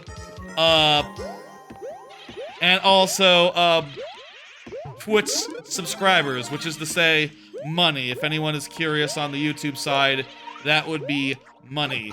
Apparently, YouTube memberships open up around like 500 subscribers on YouTube, so I'd love to also offer that to the YouTube side eventually, should I get like double my current subscribership over there. So, you know, it's not exactly out of range, I guess. We got Ouija time. If you had the money, you're broke. Gotcha. Oh yeah. You gotta feed your kids. I understand that's a big problem that people have a lot of the time. Having to feed kids. Them costing money. You got 3 of them? Well, if you love them, that's cool, I guess. I don't know. I don't know that, I will ever have kids myself. It's just not something that really interests me, but I do have a nephew, and he seems like, well, he's just a baby. He don't talk or nothing yet. He don't talk or crawl or even move around that much, far as I know. Oh. Unless that's changed since I last saw him, which, I don't know. Kids grow fast, apparently. He'll be crawling and walking and saying words probably within the year. Right? That's how it works? That'll be weird.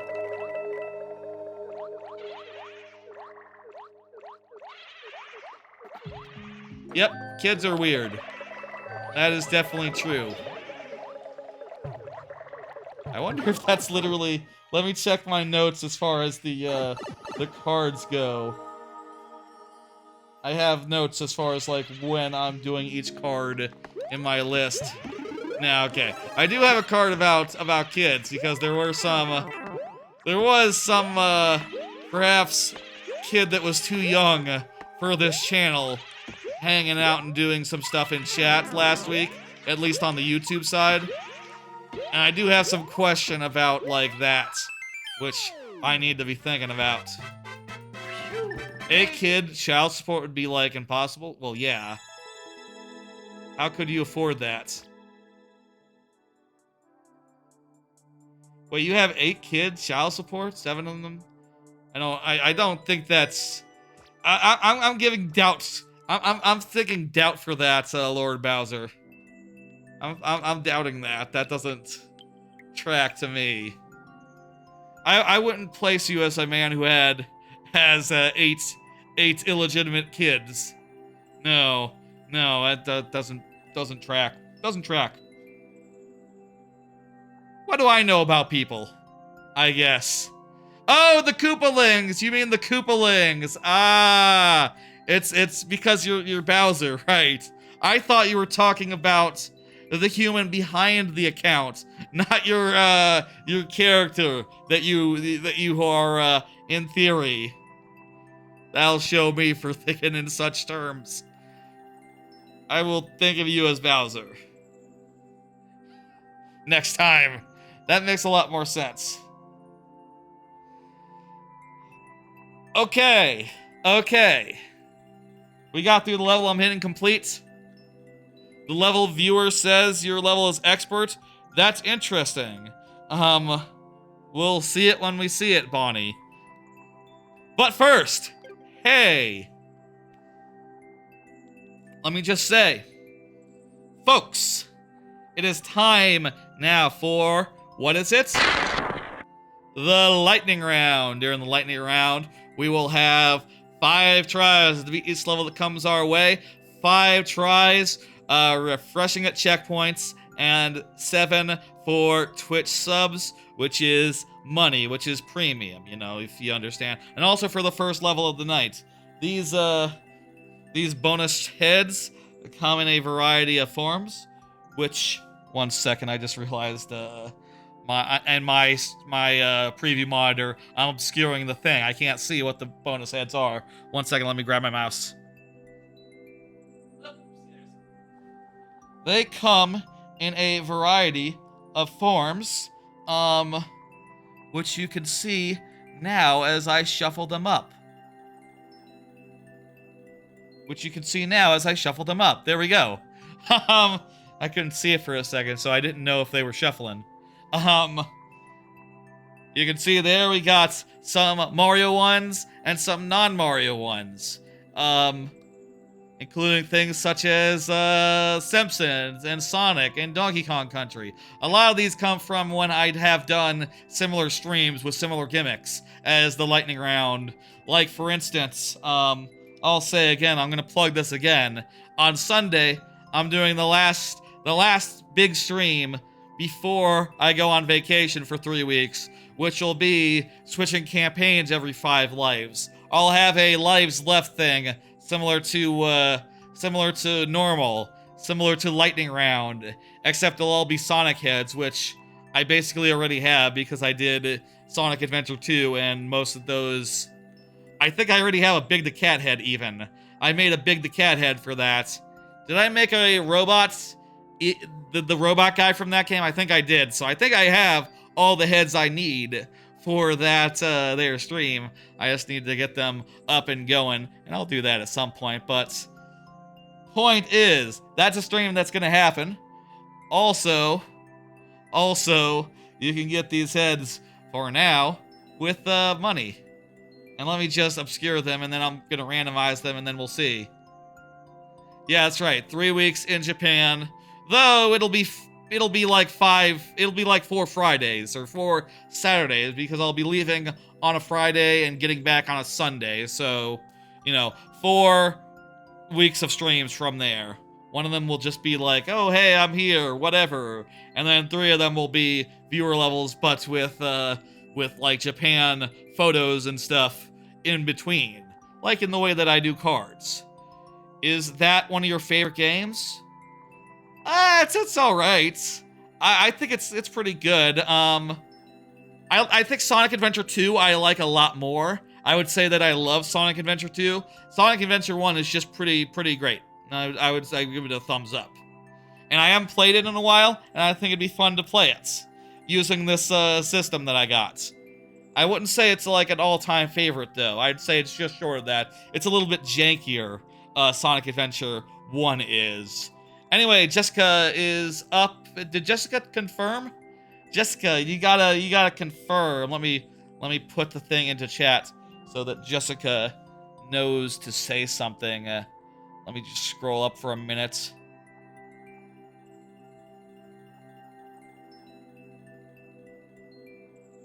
You took down the world so early? What do you mean? And I'll also say, by the way, if you're not here, it's still sudden death. That's still how it works. 2 lives, refreshing at checkpoints. A lot fewer than 5, and a lot fewer than 7.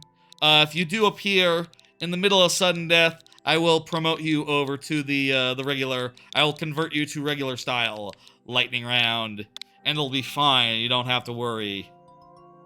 Where is your level? Check the queue. Exclamation point Q if you want to see the queue. You are a couple away. You are 4 levels down, Bonnie. Let's play some levels. That's right. Oh, hey, this is a story level. We really have no need for lives. That said, I think we agreed that if someone's not here for a story level, we gotta speedrun it. So let's just read it as fast as we can run. Highest, Professor Goomba. Yes.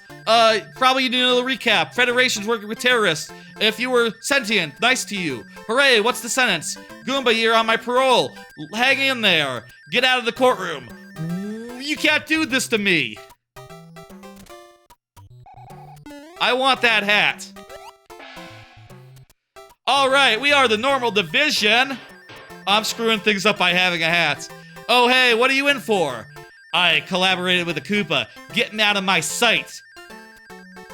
Oh, a new person. Hello. Nothing's going on with me. How about you? What? I think I know a place with games.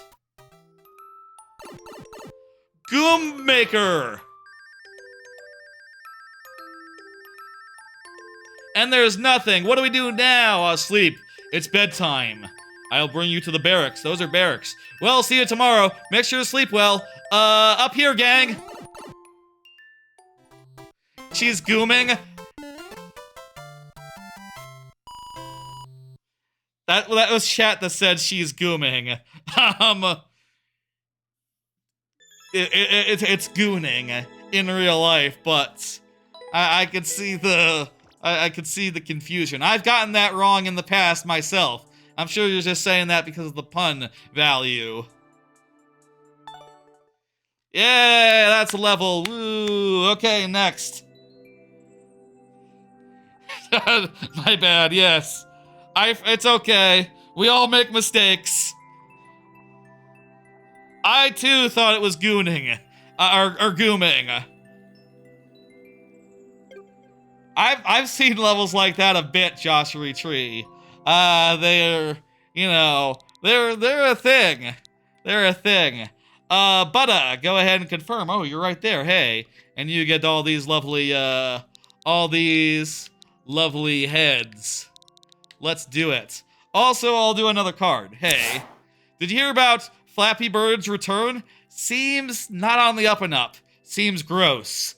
Yeah, so like some fellas came around and were like, hey, it's Flappy Bird. Flappy Bird's back. There was a whole trailer, and they're like, hey, we're back. And you can kind of see at the end of their tweet there, the community note from the Twitter community. They said like, hey, what the fuck is this? This seems like the original creators aren't involved. It also seems like it's some sort of NFT scam. Insofar as like this is tied into NFTs and that bullshit, which makes you go like, how the fuck? What? Huh? And apparently it's even worse than that. It's not only that he's not involved, it's just that these assholes, these animals, fucking stole the trademarks. Fucking said like, you're not using it. You're not using Flappy Bird. So now we're the Flappy Bird people. Literally just said, we're the Flappy Bird people now because you deleted Flappy Bird from the internet for being too addicting. Fucking wild that is allowed and you can just do that. Like, you can just say you're the Flappy Bird people now? Don't buy it. Don't buy it. It sounds bad. It sounds really bad. Like, frankly, I'm appalled. Like, holy shit. How? Okay, don't do that. We're learning. How in the hell is that allowed? How in the hell can you do that and feel good about yourself, you know, taking someone else's work and just saying, like, it's mine now. This is my game.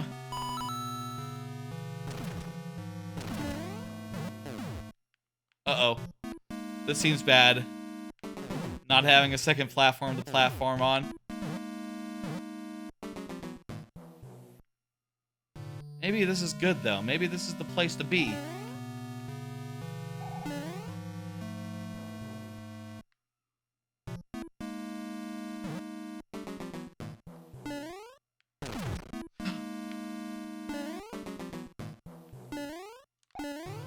Oh, boy. I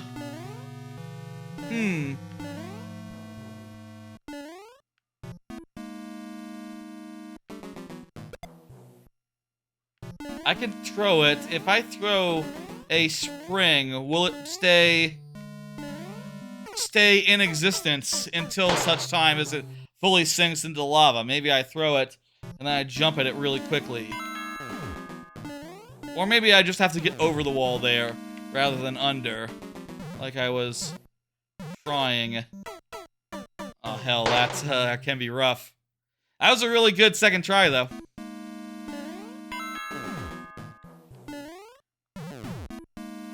I'm shocked that they can just do that they can just say like, hey, we own Flappy Bird now. We can sell NFTs based on it. We can make a whole new game, and it doesn't matter what the original creator thinks or wants. That seems like it should be illegal, and also it should not be allowed. And if this is already all the way litigated in the courts, I am kind of low-key appalled that this has gone through. Like, what the hell is this fucking decision there?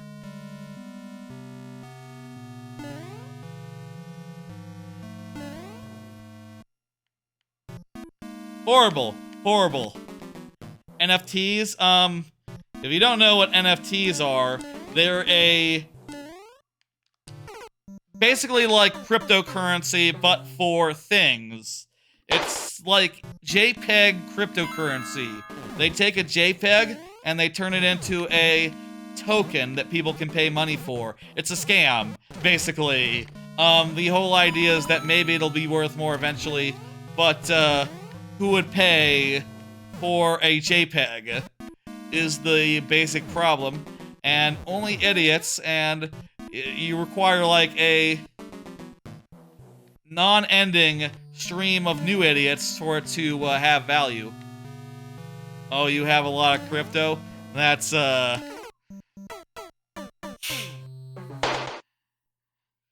good luck with that, I'll say that.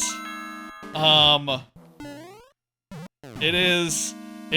I'll say, from what I understand of crypto, it was probably time to get out, like, a year ago, so... Hopefully... You know... So... I worry for you, or anyone else who is still in, right? Because... Now, the popularity has waned. People have moved on. Now it's all about AI and how terrible that is. That's the new, thing that was, that investors were pogging out on. And they're already done pogging out on it, for what it's worth. They're done. Dang.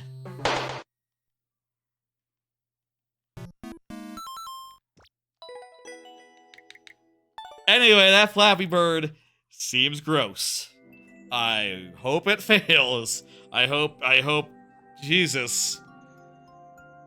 It'd be one thing if they did their own IP or something, that's whatever, but they literally just did what the Glover indie guys did, where they came out and said like, hey, Glover's abandoned, we're Glover now, we're making Glover 2. And the guys who owned Glover said, no you're not, what the fuck? We own that shit, what are you talking about?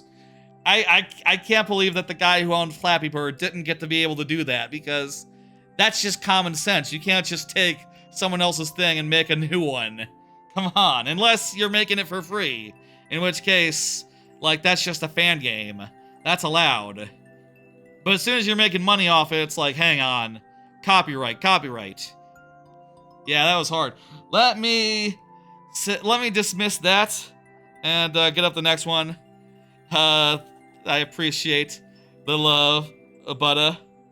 Let me go ahead and get up the next one. The next one is from I Play Video Games Too Much. I didn't see you get into the queue there, I Play Video Games, but go ahead and confirm. You are up. Hello, Venomoth Gamer. How you doing? Again, if I play... There you are, perfect.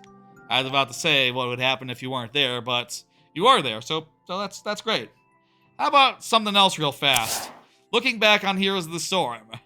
I did a stream earlier this week where I went back and played a little Heroes of the Storm for the first time in 5 years, pretty much. I played a little bit of it for like a couple days, like 3 years ago, but... Yeah, I basically played it for the first time in forever. You get my drift. People are still playing that game of it, apparently. It's kind of surprising that you can still get a quick match or a ranked game like 5 years after everyone said it died, and, 5 years after I left the game, really. But I wanted to sort of mention a few things about it I didn't mention during that stream. Like, just...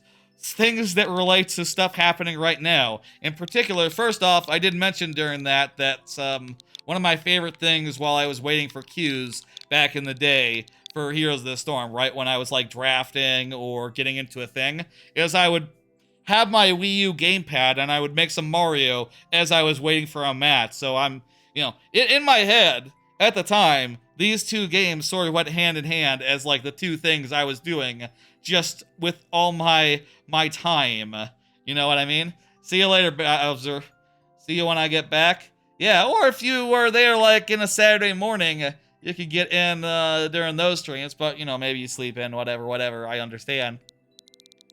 Another thing I wanted to say was that at the time, I did stress a lot just always making sure to do my dailies so that I had a lot of gold, so I never had to buy anything like with money, and never had to buy any heroes with actual money, even though they released a new one like every month. I was always like keeping up with that crap.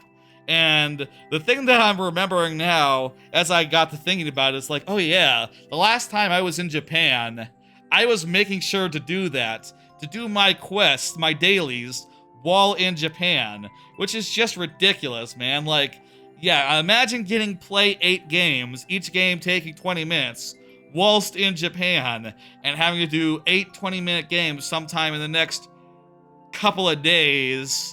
You know, you can have up to 3 at a time, and you can wait 3 days before, you know, you'd have to go 3 days. You could sort of clear other quests and have that one just be sitting there in the queue, just waiting to be cleared, but, you know, it was kind of a big to-do. And in retrospect, I probably could have just taken a break from Heroes of the Storm that 2-week period during that first trip, but I just didn't. That was how deep I was in on it. And generally that's how I've been with every free-to-play type game I've gotten into, is that I've just gotten obsessed. When I'm really serious about it being like free-to-play and stuff, I've just refused to do anything else. It's great. It was a great game. I'm probably not gonna play it ever again, other than every couple years going like, ooh, that's cool. Let's do this. It has a really low clear rate, but it is a new level. I bet you we might be able to first clear it on 5 lives. Let's find out. I mean, this first jump looks like trouble. That... definitely trouble. Definitely trouble right there. But the second jump... also trouble. Also trouble. What about the third jump? Well, we still have to get past the second one, so remains to be seen.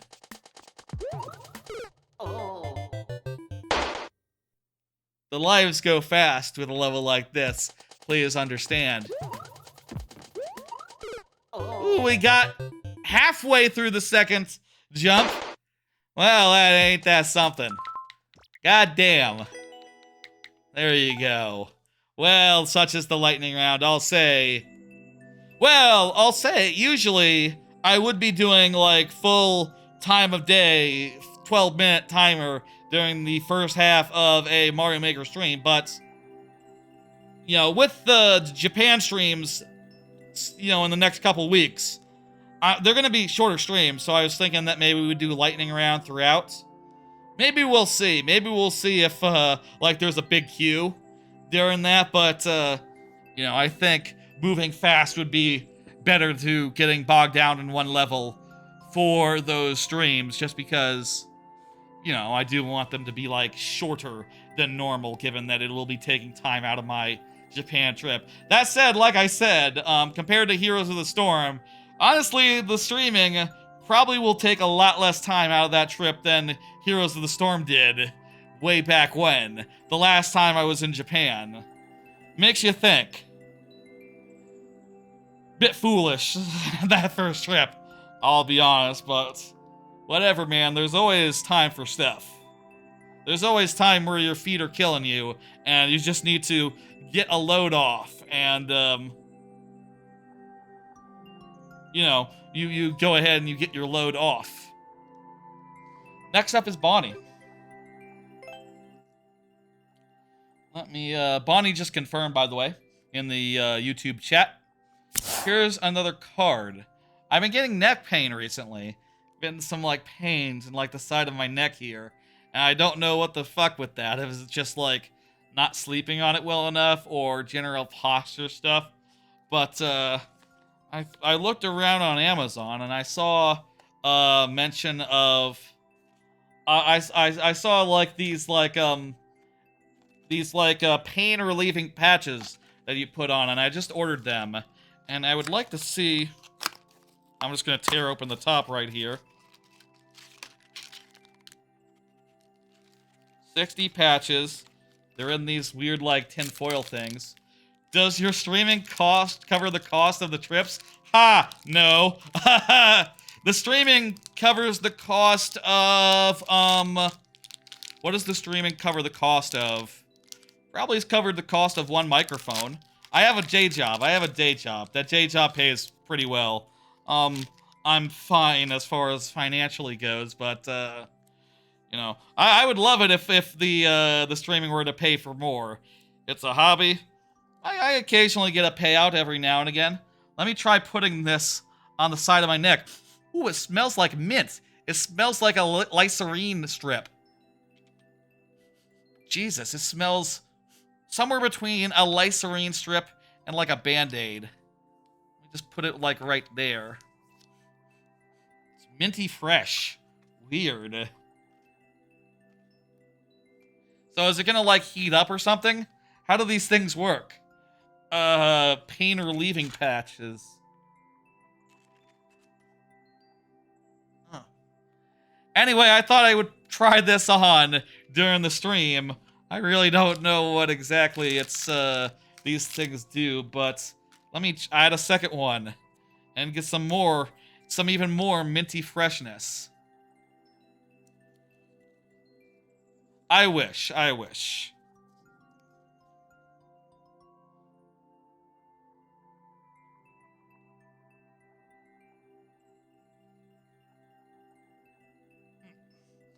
I've gotten a couple payouts over the years, to be fair. A couple payouts, but not anything like huge. Is this like supposed to be like adhesive or something? Did I put on the wrong side? Oh, I think I put on the wrong side. I think I put on the wrapper. Oh, shit. This is the fuck. Okay. I attached them to themselves by mistake. I can't believe I put on the fucking... Okay. I got it this time.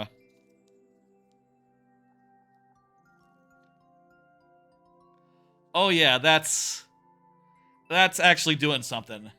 That actually feels really hot and weird and like... Feels like a Band-Aid that's warm. Let me turn down the temperature of the apartment also, because this is gonna overheat me, isn't it? Give me another 2 degrees of cold, thank you. Okay. This feels weird. Let's continue. So yeah, I thought I'd try that out and see if that helped. I also saw some... these were like $10 for like a whole box of them, and I figured like, okay, there's also one that's more neck specific that's like $20, but let's hold off on that until I know that these aren't it. Ooh. These are so hot. I guess I don't know what I was expecting. That's literally what they do. They're like heating pads, aren't they? Whatever. I could live with it. 2 checkpoints. Let's go. Checkpoints will refresh the doodads when we get to them.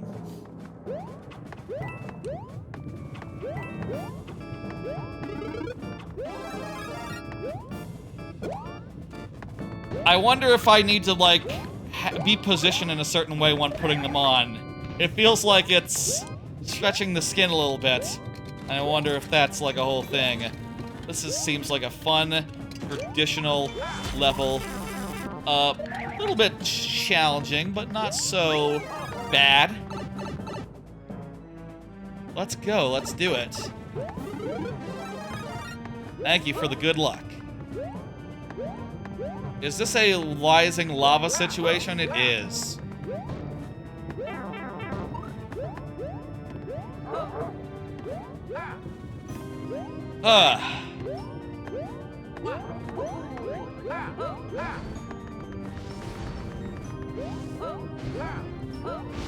Seems pretty easy to keep ahead of the lava, though.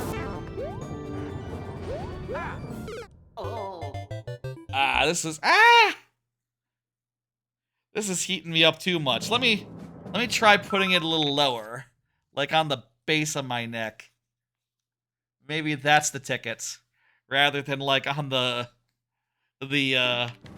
like on the shoulder more than on the neck part of the neck. I don't know. I really don't know where you'd put this. Maybe like around the back? Also, it seems like it might hurt the hair. Like pulling it up at the end of the process.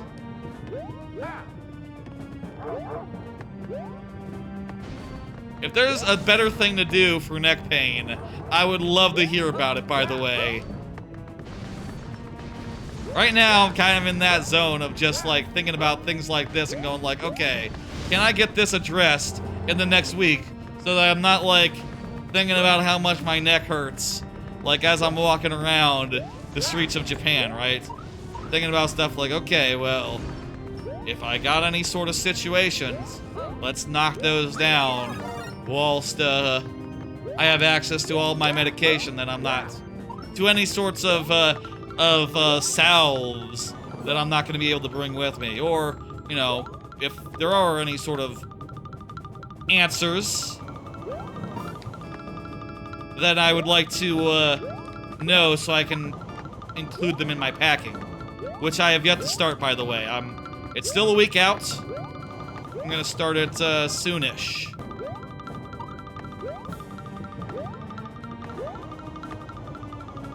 Yeah, this is definitely too hot.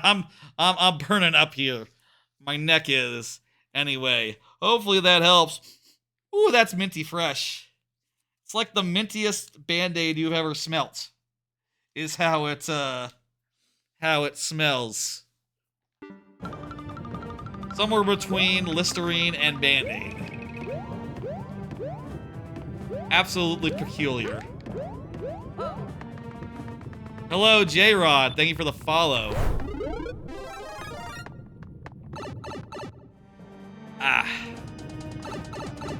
Maybe, like, massaging the neck would work better, like, just like, rubbing it a little more. Or, like, stretching. Maybe that's the key. I don't know about this. I don't know about heated pads, it turns out. I already get too hot sometimes. You lost your main account? Yeah, I think I can recall a J-Rod. I was thinking about that as you said hello. Don't you need to let that heat sink in? I won't count that one. Okay, you know, I'll let that one not count. I guess probably, but I'm just, I don't know. I'm overheating here. I like a hot bath. I'll say that. I like a hot bath. I like to be immersed in hot water, but something about that just didn't agree with me. You know? I like hot water, but I don't like to be super hot and sweaty. You know? Maybe if it was colder in here right now, that would be ideal, but it's not, and you know, I'll fuck with that again later, like off stream, where I have time to like aim it and make sure it's on a good spot. How about that? I don't know if I can return it after using 1 or 2 or 3. Maybe I can, though, whatever. I can just say, it didn't work for me. I want a refund. And Amazon will probably let it go through. Is the level good? Yeah, it's pretty good. I'm just realizing there's infinite power-ups at the side. Those were kind of hard to notice. Now that I have noticed, I am going to get through very, very easily.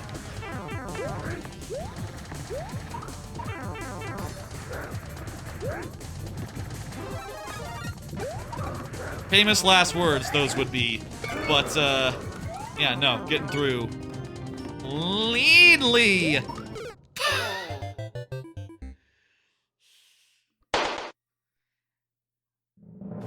Yeah. Those were last words, it turns out.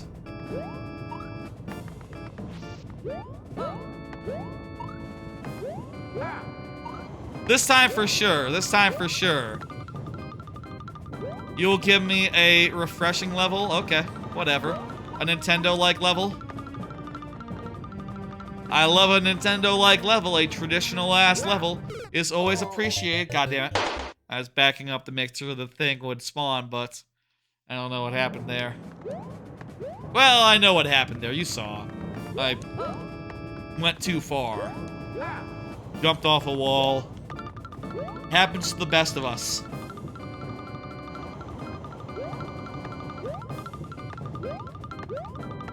I'm always down for whatever. I'll say there's some level types, such as refreshing levels, where I don't really get it. You know, it's not really my jam, but if that's what you want to give me, I'll absolutely play it.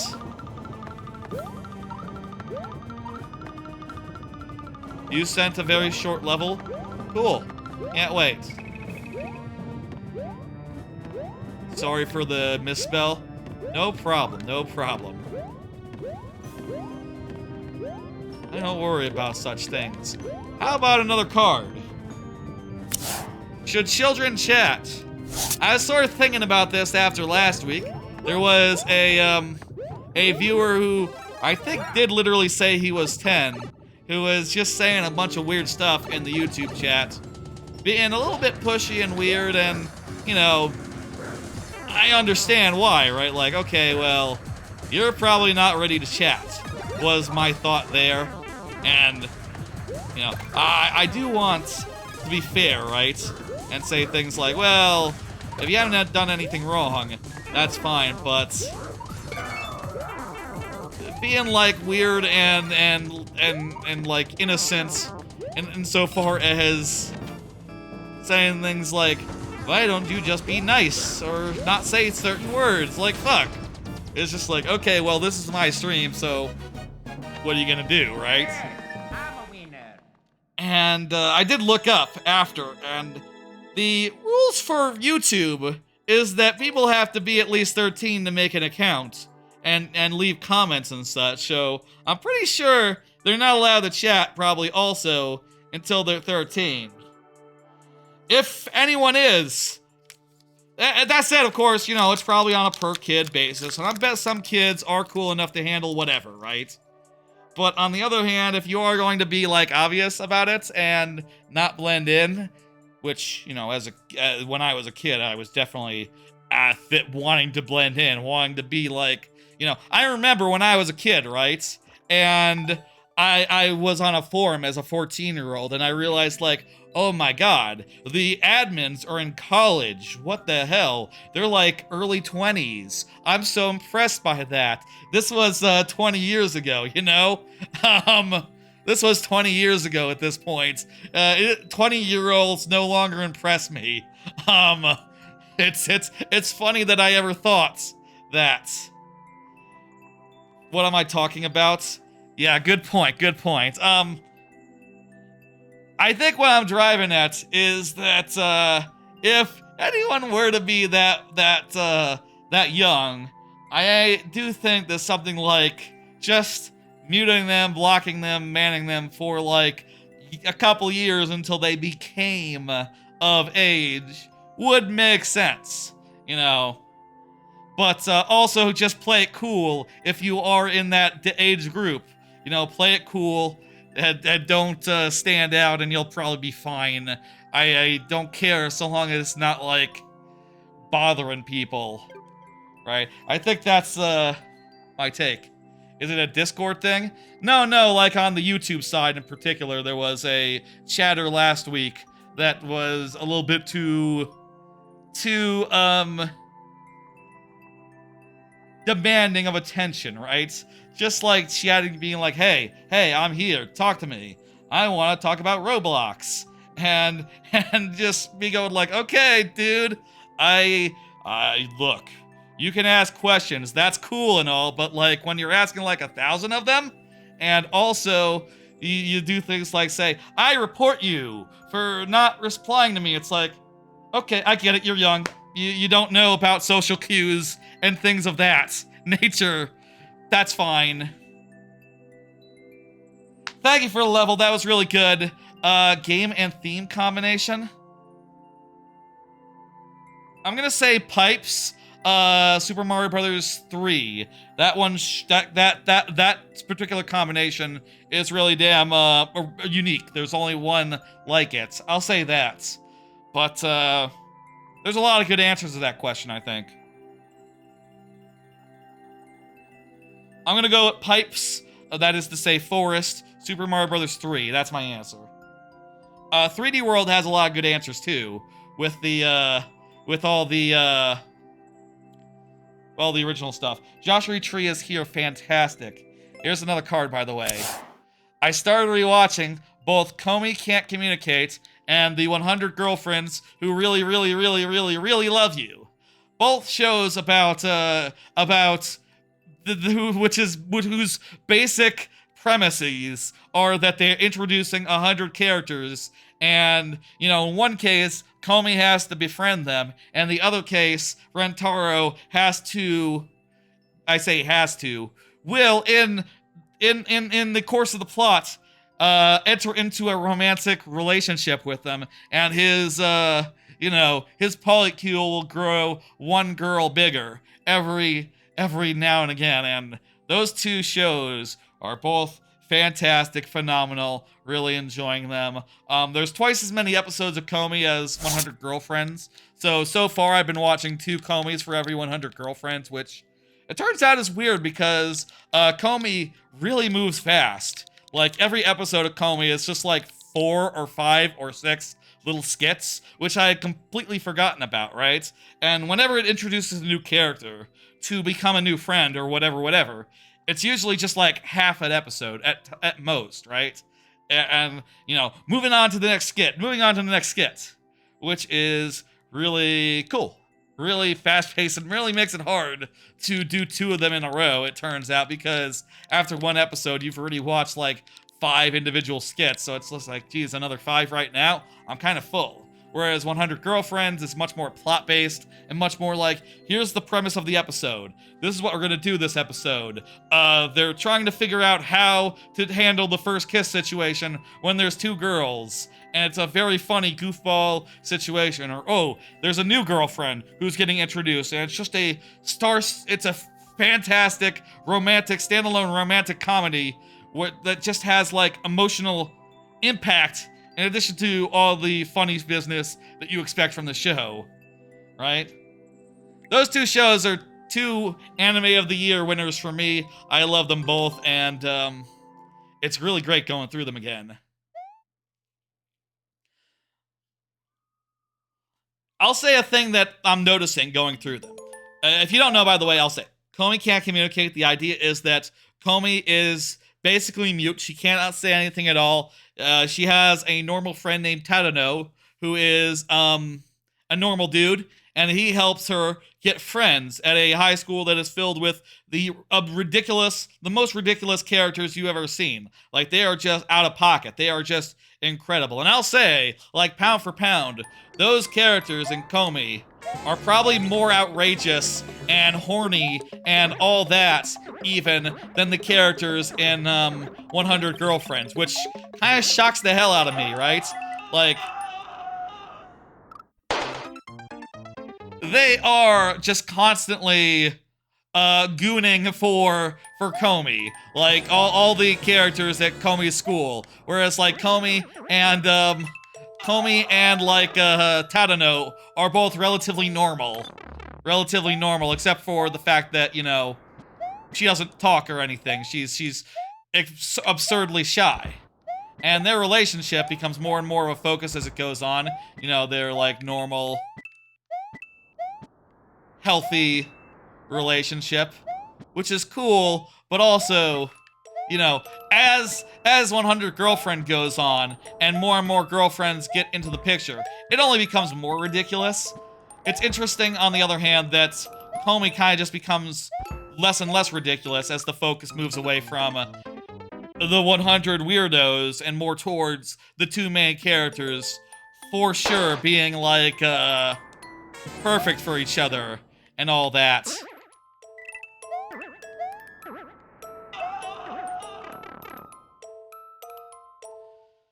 But like, yeah, no, like, Komi will introduce a character, and it'll be like, okay, her thing is that she's shy. She cannot speak to anyone.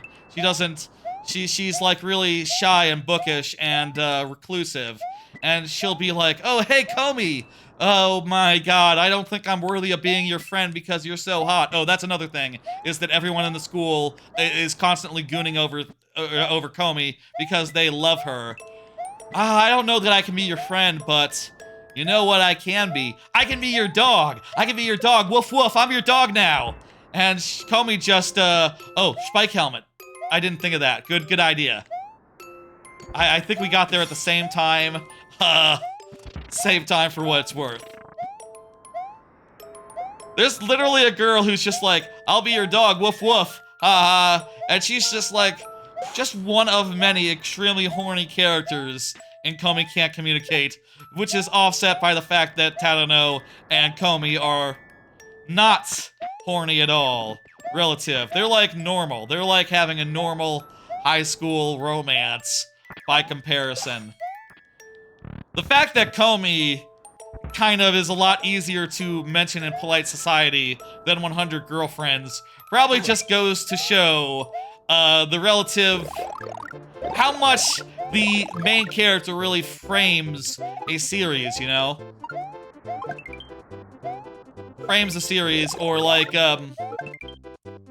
how much we see a series through its main characters. You understand? Like, in another show, like I think of Danmachi as an example of that, right? Where Danmachi is also very horny in a lot of its characters, but the main two are not. So it ends up being not too bad, and honestly coming off as more earnest, like weirdly earnest, as a result of this the main character being the way from which you see the show. Anyway, those are a lot of thoughts about Komi Can't Communicate and 100 Girlfriends, having started to watch them back to back. Two of my favorite shows of the last couple years, and I'll say, like, Komi, I am low-key, like, concerned that the more Komi there is, the more, like, making our way through here now. That's feels good. The more Komi there is, we need a POW.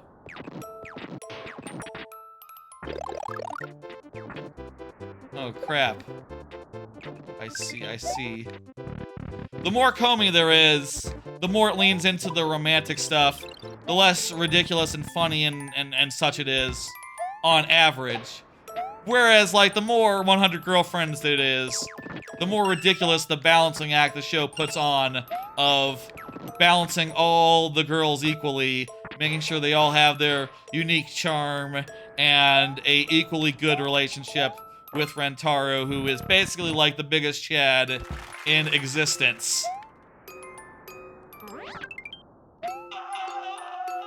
Like, my god, dude is obviously just part of the most prestige harem out there, and probably like the most boundary-pushing harem out there, but like, it's clear that he low-key deserves it, and that he can make all these girls happy. There's a scene in like the episode after he gets his third one, right? Where he's talking about his new girlfriend. The girlfriends, they don't know each other that well yet. And he just got the third one, right? And he says like, you know, like, oh, you know, Shizune, whenever she's like reading her book, it's funny. Her like toes become really expressive. Like the tail of a puppy. You know, she'll be like really bouncing around a little bit if she's really into the story. And she'll be like, kind of like quivering if she's scared. It's so expressive. And she thinks like, oh my god, I do that? I had no idea. And she says like, oh, he says like Hakone. That's not her name. I watch too many animes to remember everyone's name perfectly. The horny Onesange character. When she's like really thinking about something, she chews on her on her lips. She chews on her finger like this, and she'll really start to nom on it if she's really focused, and she's just like, oh wow, I didn't know that either. And then he does another fun fact about Karane, the tsundere character. And then all three of them in tandem go like, oh my god, he thinks about me so much. I love him! And they get like super beet red, which is always a good bit. Always a good bit. This room is screwy.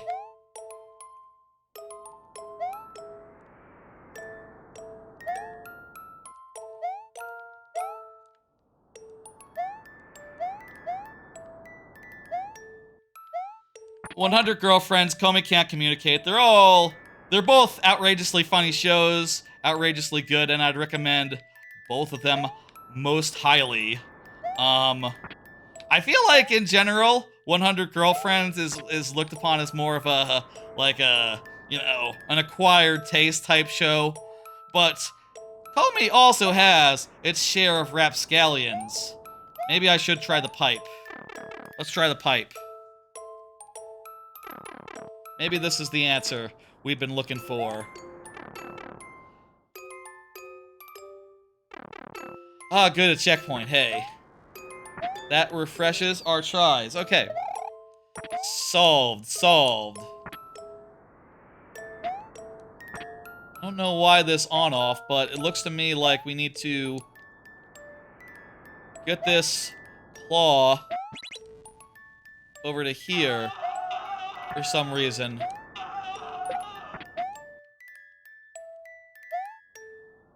Huh?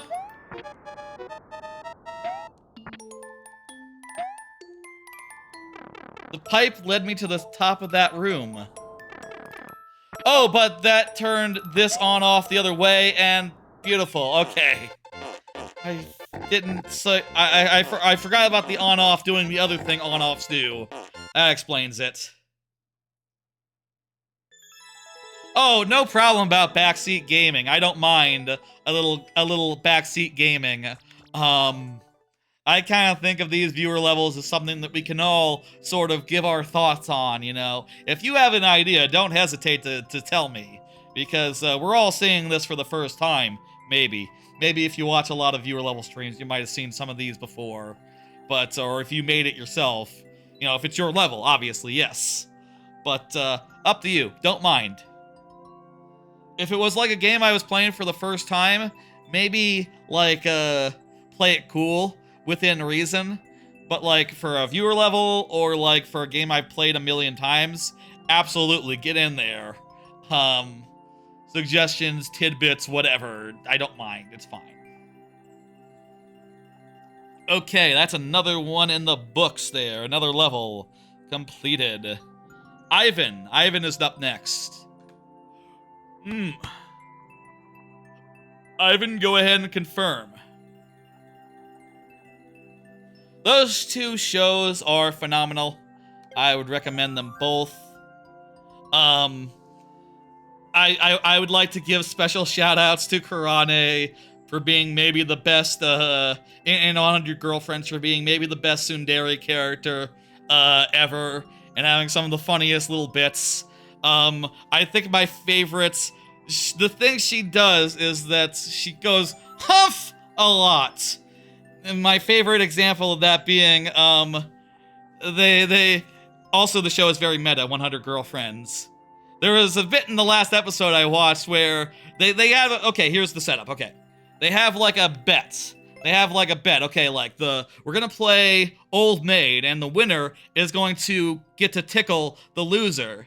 And then it ends between cuts.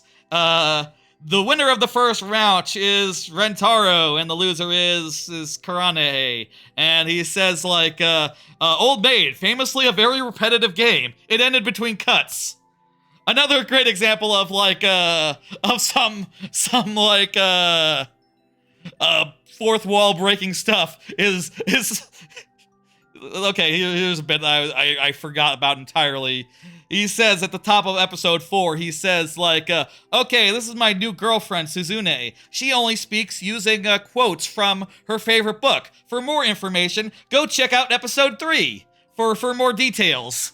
Don't break the fourth wall just because you don't want to give the full explanation. Come on, is what Kurane then says.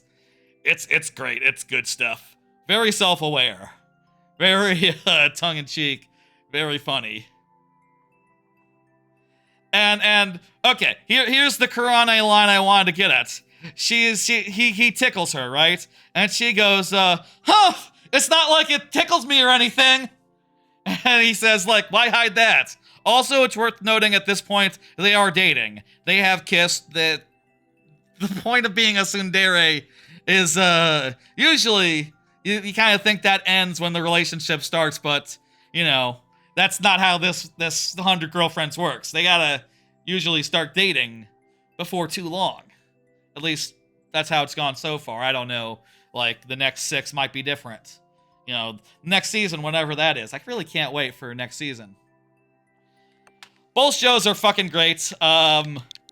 Between the two, I think I might like 100 Girlfriends a bit more. At the very least, 100 Girlfriends, I think, will just get better as it goes. Whereas Komi will sort of just slow down as it goes, is my impression. But maybe 100 Girlfriends will also slow down as, like, more girlfriends get introduced and they need more time to do, like, in-between bits between adding new ones, but I don't know. I think 100 Girlfriends has the potential to be like one of my favorites of all time, once they get to like 10, once they get to like 20. I can't wait for that.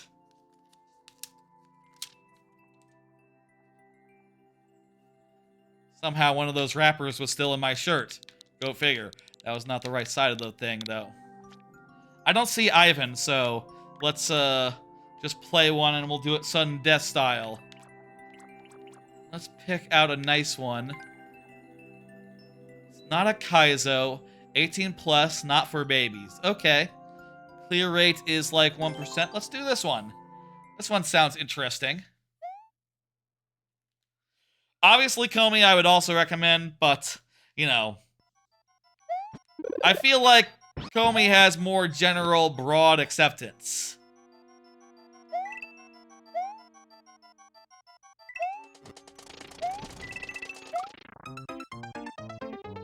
Okay, this looks like it's just a really fast-paced level where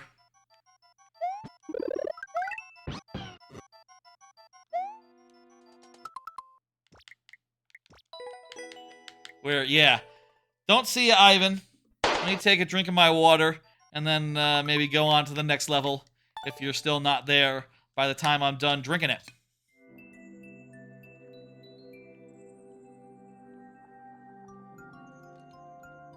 "100 Girlfriends" is on Crunchyroll, and Komi Can't Communicate is on Netflix. Fantastic shows. Phenomenal. I'm gonna hit dismiss, and let's go to the next one, which is I play video games too much. Video games too much. You are up again. Go ahead and confirm. Let me do a thing so you can see that you're up. Meanwhile, I'll pull another card. I have been watching a lot of simulcast anime as well, as usual. I will say, since I'm going to be in Japan whilst the season is ending, I'm not sure I'll be able to, like, finish them all whilst over there. I watch, like, over 20 shows at a time per season. You can't ever play video games too much because they are so good. Yeah, that's a philosophical question, J-Rod. Yeah. I will say, I am planning on going over all the anime that I've been watching, at least on a tier-by-tier basis, during the Sonic Adventure stream on Sunday. So, if you want, like, specific information about everything I've been watching, you can get it there, but I'll say I've been disappointed by a fair number of anime, and I feel like some of even the more popular shows, I'm just sort of sitting through and going like, man, I don't get it. I really don't care for... I think the biggest example of that honestly, probably 2 of the 3 of my stuff that's in F tier are probably going to be controversial insofar as I saw last week that Days with My Stepsister was like at the top show as far as any trends goes, and I was just looking at that going like, my god, that show is just so slow paced. 2 depressed people being depressed and not getting into a romantic relation to each other because they feel guilty or something. I don't know. I was just watching that going like, my god, man, how many episodes can you spend spinning wheels and just have them get together? They literally... I'm frustrated by that show, and I think like the best it can be is a C in my eyes, 3 out of 5. Spice Wolf, I've also not enjoyed at all. I feel like I like the characters in Spice Wolf, but the plots have made no sense to me whatsoever, and that's a big deal. And I'll also say Tower of God kind of sucks. That one's probably not controversial. I can't imagine people love Tower of God, where that's at, how that's been going. It's just been kind of suck ass, honestly. As far as the top tier stuff, I'm gonna say Oshi no Ko, 2.5D, Dimensional Seduction, Elusive Samurai, Making, Too Many Losing Heroines, Ayla Sometimes Speaks in Russian, and Cafe Terrace. I've been thinking that maybe Cafe Terrace rises up to being S tier, with some of the latest episodes being as buck wild as they have been. Wistoria is close, Noko-tan is close. I could see Pseudo Harem making it there. Those 3, though, are on the border. And currently, I'm just going to put them on A tier, A+ tier, unless they earn their stripes, I guess. This is a very difficult level.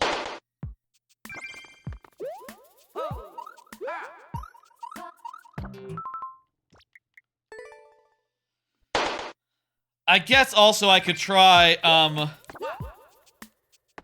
I failed it now, but I can try just some dry runs real fast.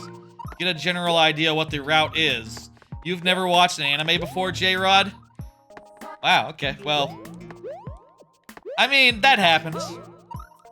I understand if that's not, like, something you ever gotten into. I'll say, anime, a lot of anime is really different, right? There's so many different genres, so many different kinds.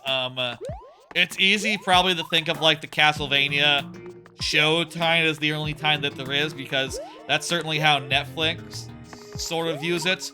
A ground pound castle? Okay. How'd that get me distance, though? I'm confused how that would give me distance.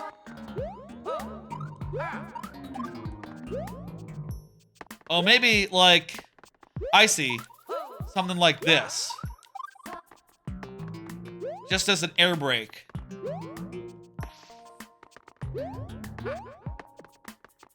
As far as, like, first anime, if you're asking for that, I feel like you probably just go with the standards, right? Probably go with a big shonen that everyone loves. Like a My Hero Academia, you probably can't go wrong with that. I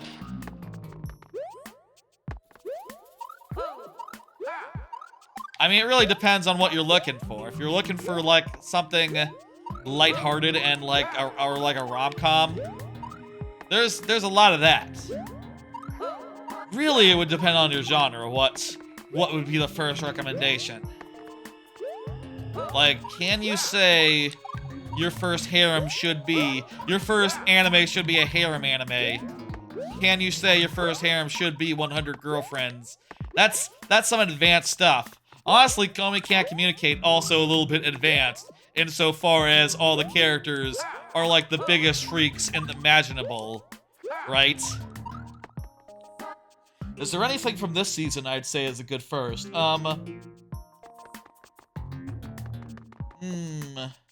Oshi no Ko. The thing is, it's like, would you recommend someone start television with Sopranos? Having someone's first show be The Sopranos or Breaking Bad? I don't know. That seems like such a big swing out the gate. Like, are you ready for that? Are you ready for, like, the perfection? And also something of an acquired taste, right? Are you gonna see, like, tits and go like, oh crap, Well, not that these particular shows are uncensored, like the ones that I've been mentioning. Other than... There's a couple shows that are out there right now that are uncensored, but not S-tier shows this season. If Mad Men was your first television show, how would that feel? Let's start doing attempts. I don't know. Probably something PG. Oh yeah, that makes sense.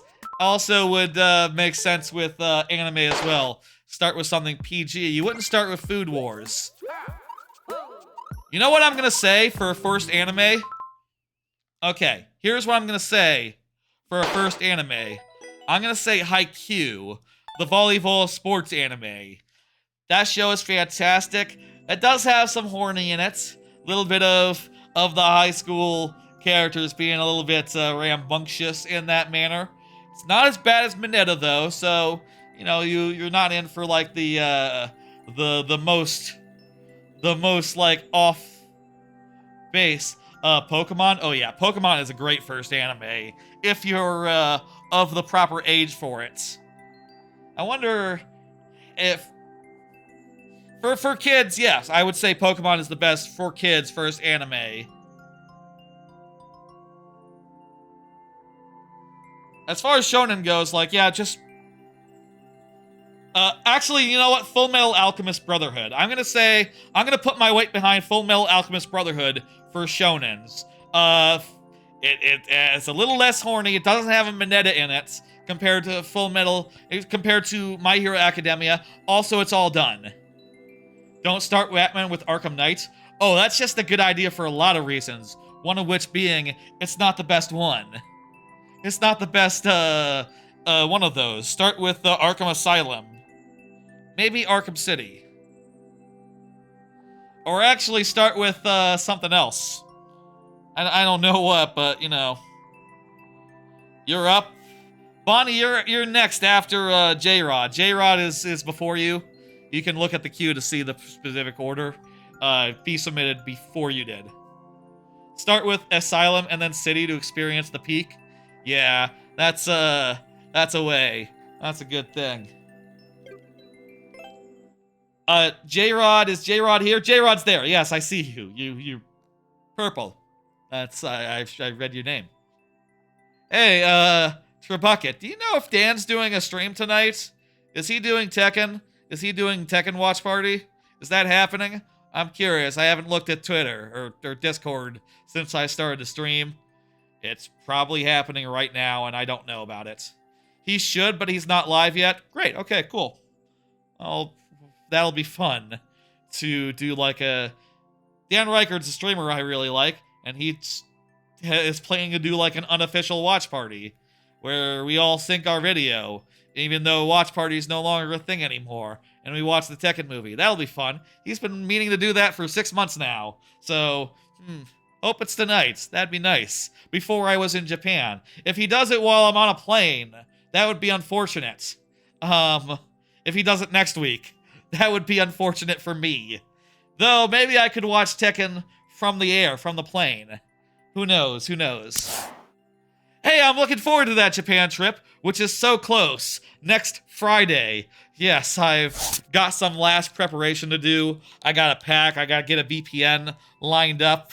About VPNs, I realized since the last time I talked about them, I was planning on trying to get a free trial, like a 30-day trial or something. I looked a little deeper into it, and it turns out that all those free trials are framed as like, yes, it's a risk-free 30 days, your money back if you're not satisfied. And that makes me go like, oh crap, it's not like just 3 free days, like, you know, sight unseen. You actually have to say you didn't get your value out of it.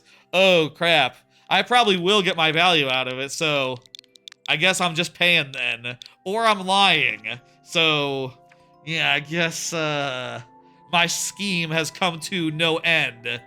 You beat Like a Dragon, that's nice. I didn't get that. I got into Persona 3 around that time instead. The remake of that.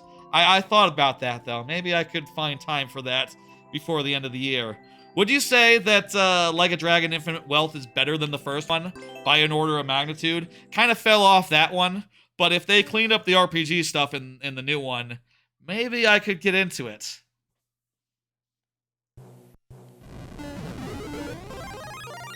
I guess it's one of the competitors for Astro Bot for Game of the Year, huh? Did you play Astro Bot, by the way, Tribucket? I don't know if you have a PlayStation 5.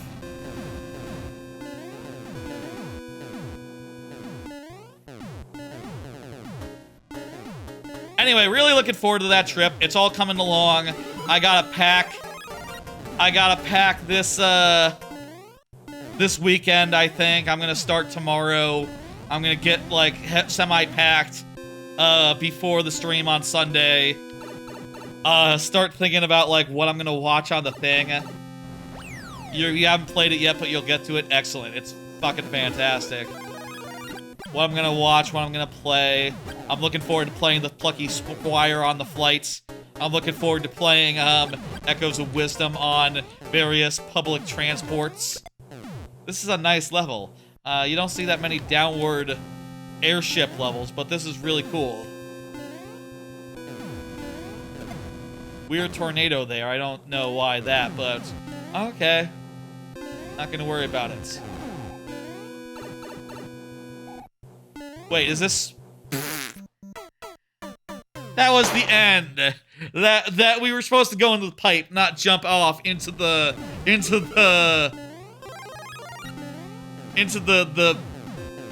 fuck.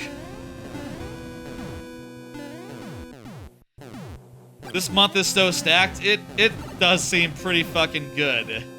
I'll say, yeah, especially starting with Astro Bots. Like just starting off with a fucking bang. Plucky Squire, Zelda, probably a couple others. The Persona 3 DLC.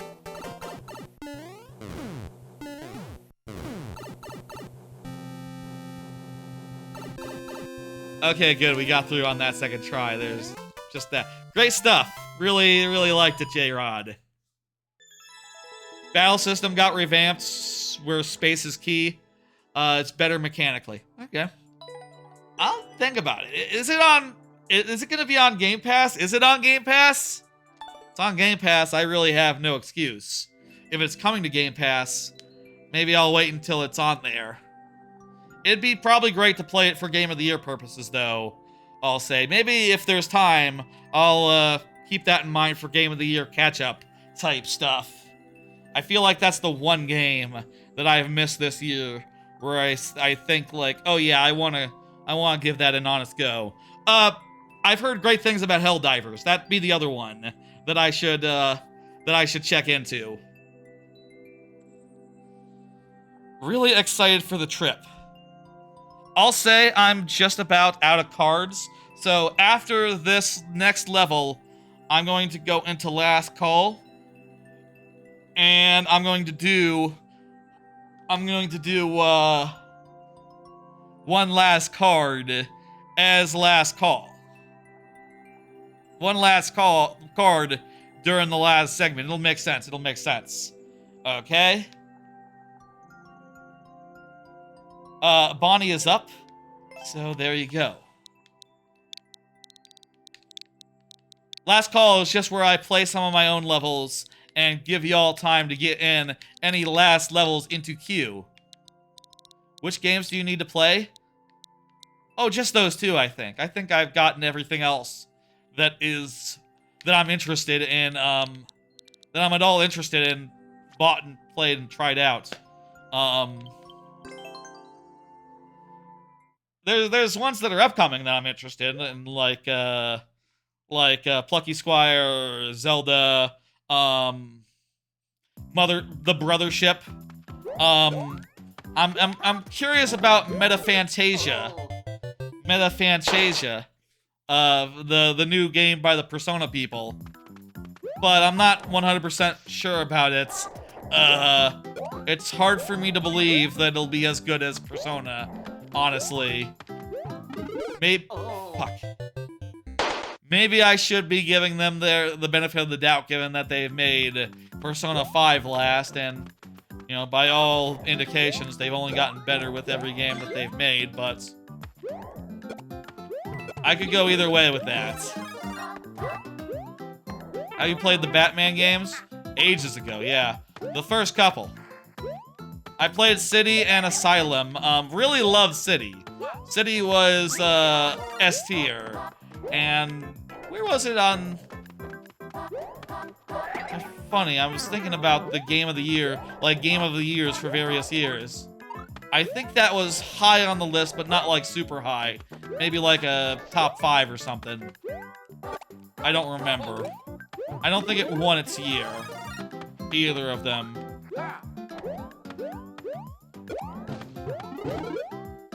City was 2011. Oh, that's the year of Skyrim and Last of Us, isn't it? That's the year of Skyrim and Last of Us, is that right? Yeah, that's a year that you can't win. Even if you're Arkham City. Yeah. That's a tough year, Jesus. You can't even get runner-up in that year, because of the two of them. Skyrim, Saints Row the Third. Last of Us was 2013. What was Last of Us against? Oh yeah, BioShock Infinite. That's what Last of Us was up against. Right. Okay, I guess you can get runner-up in that year. Unless your Game of the Year arbitrator played Saints Row the Third, in which case you can't. Uncharted 3 was booty, though. I played like an hour or two of that. I was so bored. It's not as good as 2. It's not as good as 2. I had it on like PlayStation Plus, and now I have the collection, so that's fun.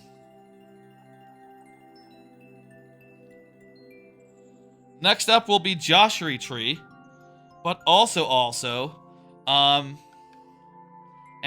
Joshua Tree is chatting in chat, so is present and all, is good for it. But also, folks, it is time to do this. It is time for Last Call for Levels. This is where I will give y'all some time to get in any last levels.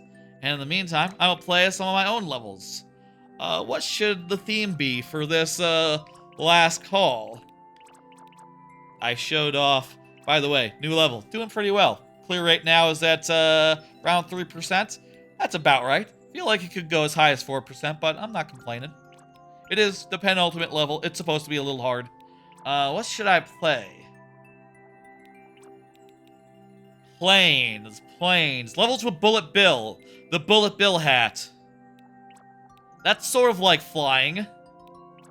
Or I could do flying levels.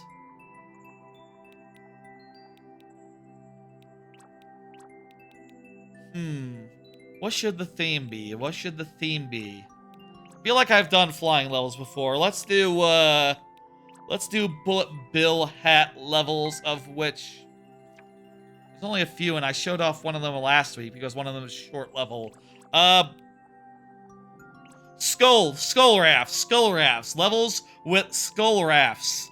Fast or slow, provided they're not on a rail. Skull rafts in the wild.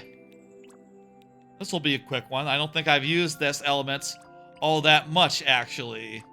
Let's just scroll through and find any that are available. The first one was Burberry Bounty. Thank you for level, Bonnie. Excellent. Anyone else? Now's the time to get in there.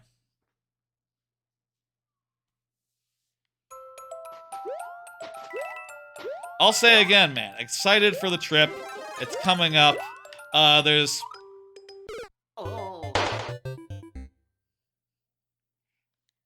Excited for the trip.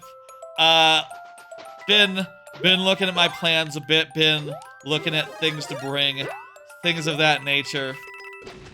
Any last, like, culinary things I need to go on my list. Honestly, I've been watching a good amount of, like, Japan shorts. You know, like, shorts from people who are like, hey, I just ate at this restaurant and had, like, this special kind of ramen. This special kind of soba, which is, like, all mixed up. It tasted really good. And you go like, oh, well, I'll put that on the list. That special kind of soba. Go try that out. I should also try out yakisoba. There's honestly a lot of stuff of like Japanese cuisine that I didn't try last time. I tried the savory pancake, but I didn't try yakisoba. Things of that nature. I don't think I like their the mayo that they have. The spicy mayo. That's not really my jam, but you know, there are things I probably will like that are you know, I've never tried. I'll also say last time I was not like super into sushi, so I didn't go. I only went to a sushi place once during that trip. Yeah,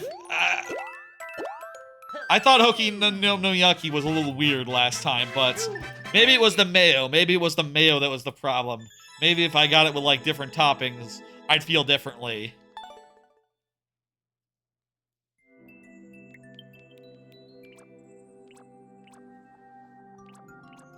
Okay, where else? This one has snake blocks. Snake blocks are different. Let's see now.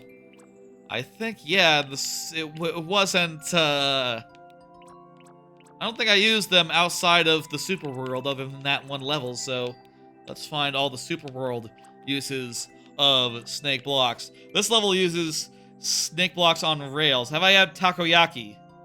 That's like octopus balls, right? I tried it in like a Japanese restaurant once. It might have been the mayo, but I just wasn't as into it as, I thought they just kind of tasted peculiar, was my impressions of them. Oh, here's skull blocks. Slow ones in particular.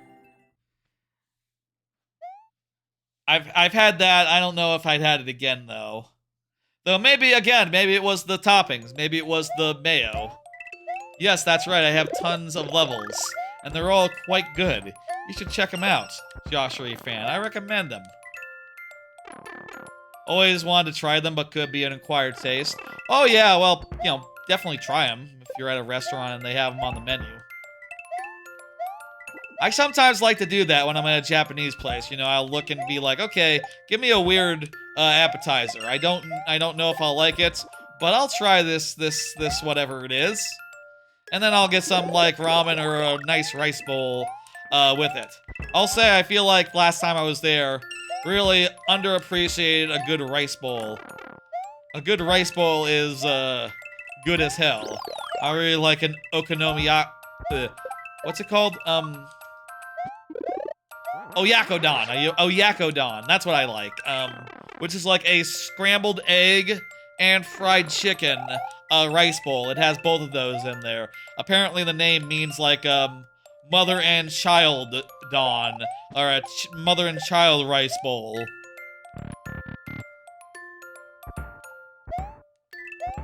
Insofar as you're eating an egg and what laid it. You understand?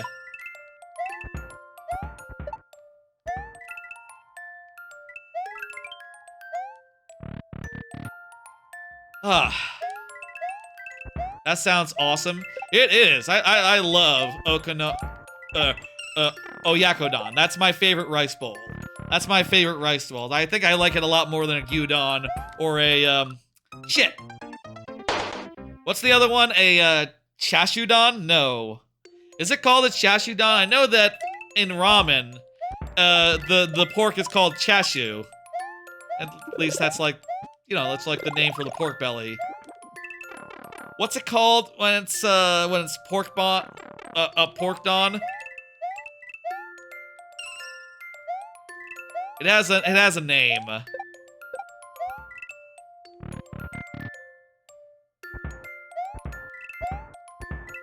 lot of very precise jumps in this level, I'll say.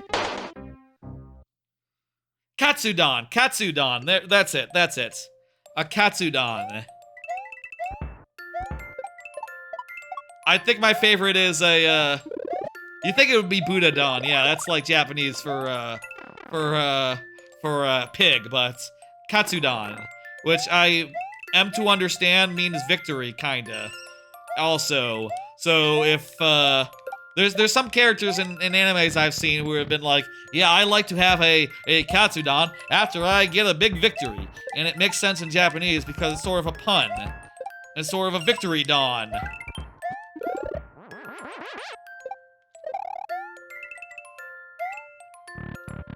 That shit's great. I know that there's like a restaurant in Japan, in Tokyo somewhere, I think, that like exclusively serves eggs and egg-based dishes. I think I want to go there one day of the trip. You know, I say one day of the trip. I want to go there during the trip. You understand? There's a couple of other things I've written down as far as like food stuff goes that are specific to that I really don't know where exactly I would have them, but I put down eel, unagi, yakitori, and maze soba. Maze soba being the one that I just heard about on a YouTube short like the other day. I think I got some under like Tokyo or you know, Osaka. Some of them have like regional things. Hello, Mr. Game Reaper. How you doing? We're in last call, so now's the perfect time to get a level in if you're looking to do that. I am giving y'all time to get in any last submissions. Oh, wait a minute. I just remembered something. There's a skull raft in Return of the Wayward Spiny. We gotta go back for this one now. And this one's a big one. This one's a good one. This was the last level I made before I started into the super world. Some things are regional specific, you know. Nice. Some things are regional specific. You know, I will only have them in specific places like Sapporo or, you know, if it's like a Hot Springs egg, I will have a Hot Springs egg in Hot Springs Town. Or like, maybe... Yeah, I think I'll have it in Hot Springs Town. That'll be a good midday snack. Or whatever.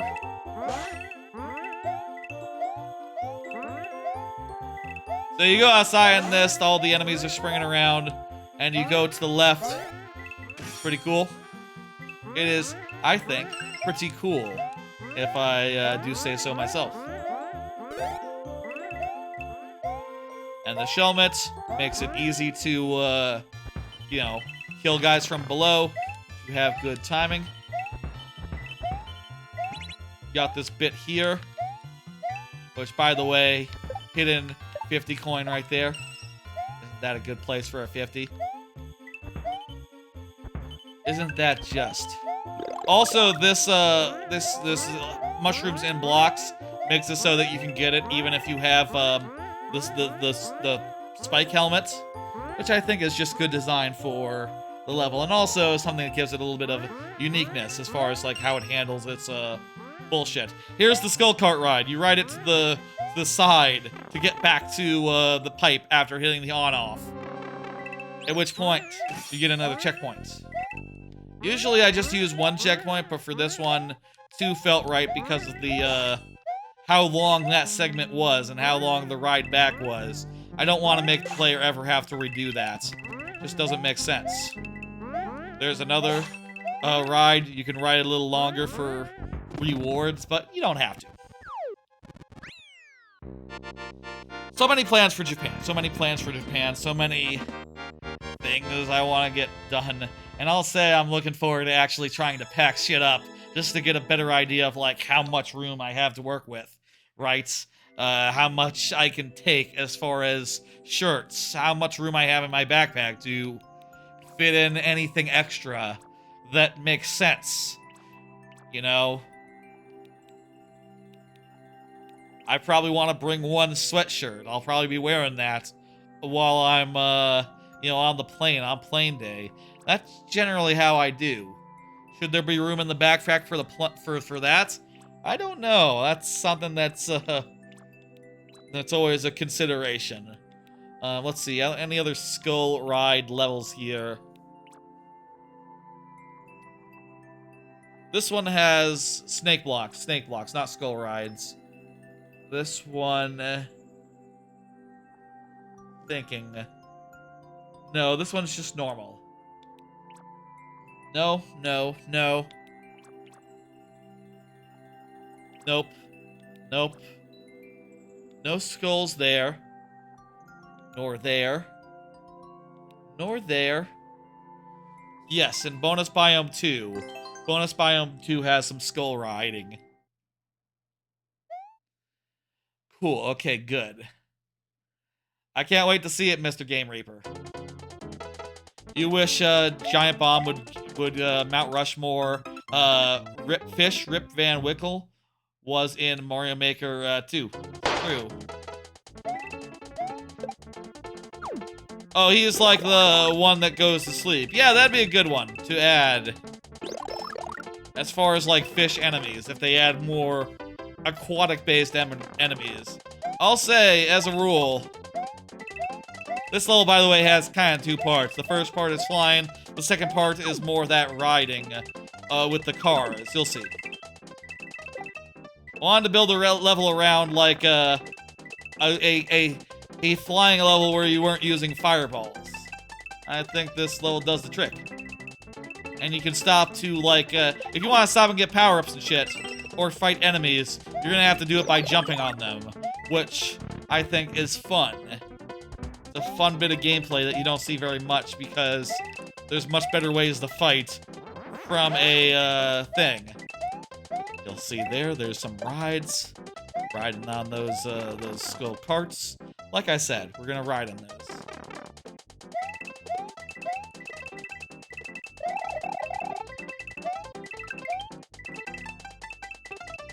That's a good gimmick that they've had recently. GB, that whole doing about a bunch of Mount Rushmores. Though I'll always say, when it comes to Mount Rushmores, I feel like, Jesus. We're right at the end there. I feel like a real Mount Rushmore, you do gotta take into account that the real Mount Rushmore has like 3 of the most famous presidents ever, and then just like what is it, like a Roosevelt that isn't the one that you know? Andrew Roosevelt or something? I don't know. He's not a really recognizable guy. He's like a B tier at best when it comes to US presidents, I would say. I should really change that, I guess. Though I guess if they were changing that, the direction might be to just get rid of it altogether because isn't it on stolen land and shit? Aren't like the people for whom that mountain was sacred going like, hey, you kind of fucked up our mountain. What the fuck, man? Andrew Roosevelt. You mean Teddy Roosevelt? Robin Williams played him in Night in the Museum? I guess. There's Teddy, and then there's RFK, right? Or RFR? TFR? There's another, there's 2 Roosevelts. And the one on the mountain is the earlier one, who was not involved in World War II because it hadn't happened at the time. Let me see. Did this level involve any skull rafts? No, it didn't. I think we're done then. We're done then. Alright. That's skull rafts for you. I used it a couple of times. I've only used the white ones once as like a regular element, but I think all those levels are really fun and good. Yes. Let's close the queue. Everyone made sure to get one in if they wanted to get one in. Yes, okay, good. Folks, let's go. Let's do this next level from Joshua Tree. Joshua Tree was here when we started this, right? Yes, Joshua Tree confirmed before the lightning round, so I'm gonna count you. But also, whatever, let's do it. I think we can. Also, I got one more card, which I will pop in a bit. I'll just say what it is right now. Just so, if anyone's coming here off the timestamp, which will go after the thing, I'll say, I got new t-shirts. and I'm gonna show them. And also, it'll be time to think about, I want to go over the options as far as what t-shirts are going to Japan. And that is a serious consideration, and I will do that. Yay, Joshy Tree, let's do it. This looks cool. Kind of reminds me of one of my levels that I've done, which also was a pipe maze level where you did an on-off and then you went back a different route.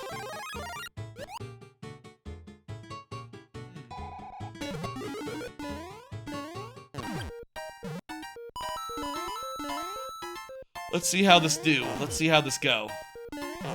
You're going to bed? Good night. Good night, Bonnie. You have a good one, okay?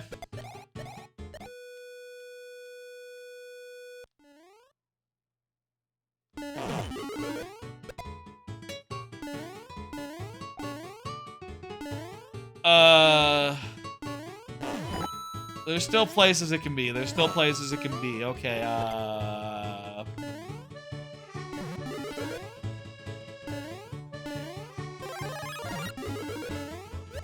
I'm worried that I just blew a bunch of power-ups that I'm not gonna get back in this life to find this key.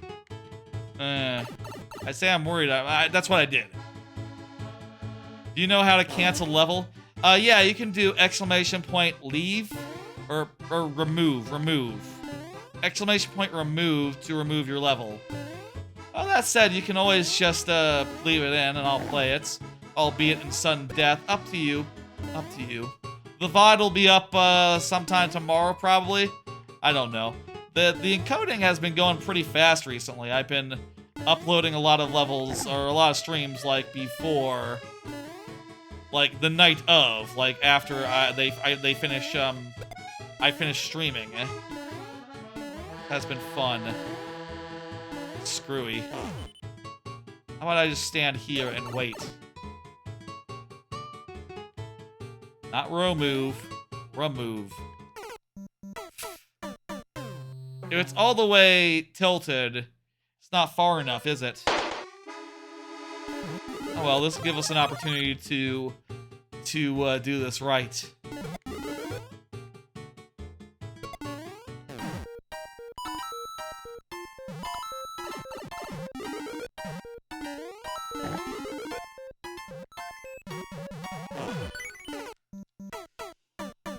That was not right. I'll see you next time. Okay, cool. I'll say again, next time will be... Next week will not be a viewer level stream because I'll be just fresh off the plane from Japan. But the week after, there will be a viewer level stream on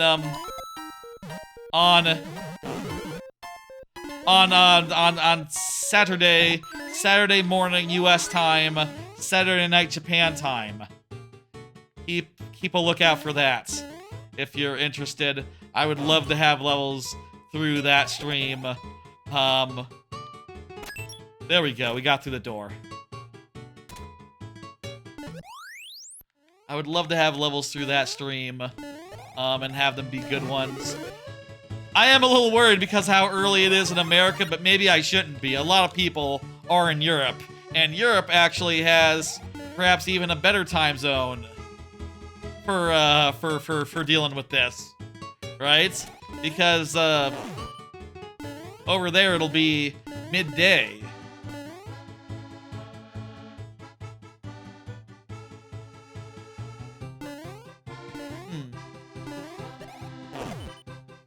What do we...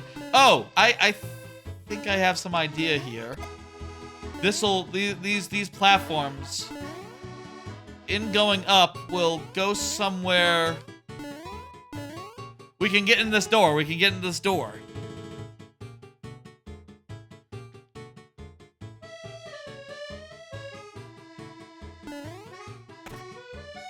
Beautiful.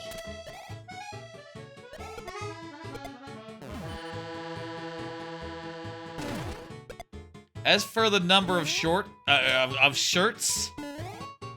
what's this? How does this work? Oh, I think I know. I mean, I don't know why you'd... Almost looks like a cheat, but I think this must be the way forward. Oh, I need to get a bomb now.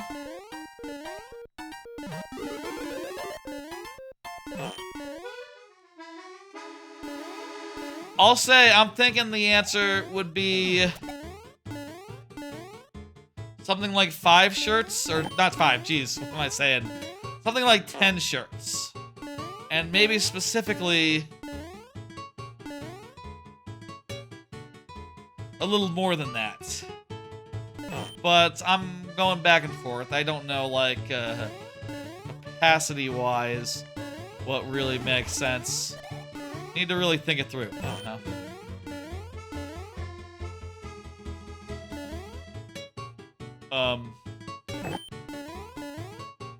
Well, this is awkward.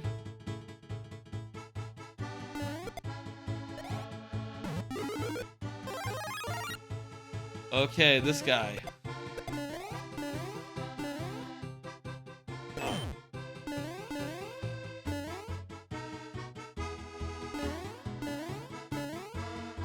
Well, that guy just spawned.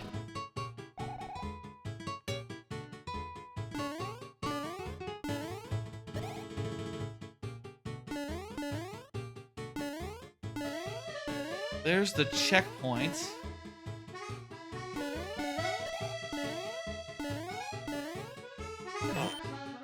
Oh.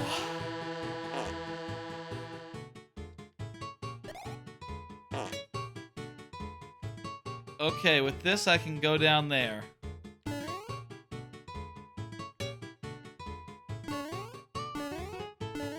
Now I can trace my steps this way. And this shit.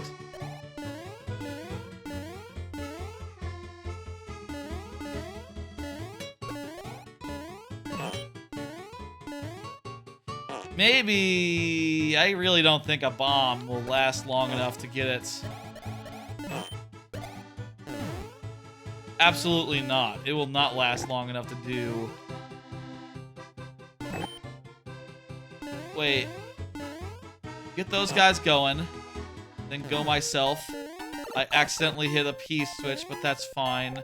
They spawn. Okay.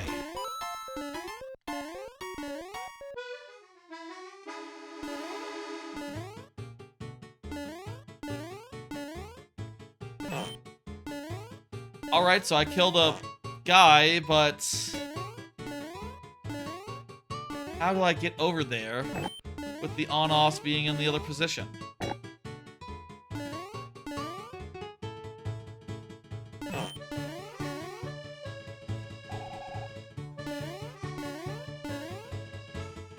Maybe follow the arrows? Dan is live? Cool. Oh, you know what? We don't have that many levels tonight. I'm in a good position to be able to go over there not too long into his stream. So that'll be nice. I've been doing a lot of like 4 or 5 hour streams the last couple of months here. And all that is, oh, cool, it just falls in. And also, I didn't notice there's an on-off right there. Cool, great, good.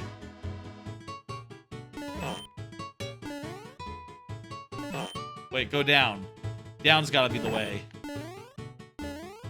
That sun just misses me entirely there.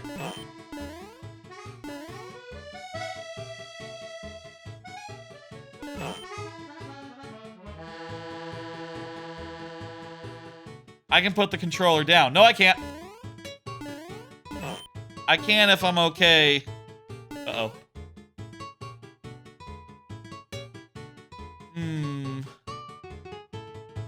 Oh, wow, this is actually pretty kind. This is literally just... it's just gonna turn around. What's he playing? What's he playing tonight? Oh, god damn it. What's he playing, Turbucket? Is it Astro? Whoopsie daisy. Don't want to do that. Fuck! There was a fast wing platform? Oh, shit. You're right. Let's take this one. Oh, this will be much faster and much better. Don't know what he's playing, but it'll be the movie. Gotcha.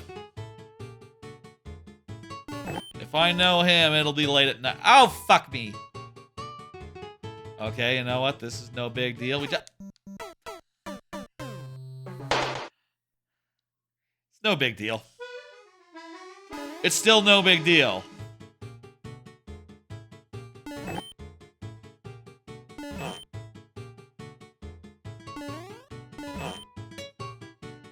This one... Wait.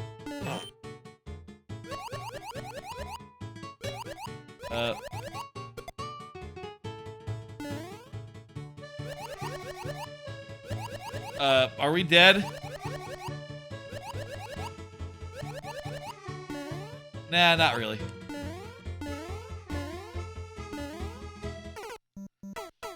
Well, we are if we do that.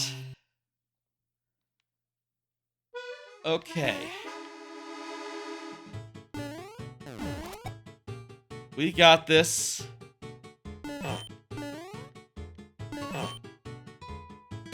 Just keep an eye on the thing and switch it properly. This one needs to be switched. This one doesn't. You know, that one's kind of cruel because you can't see it. You actually can't see the switchover from the thing. But yeah. Very cool Joshua tree. Let me like and hit complete.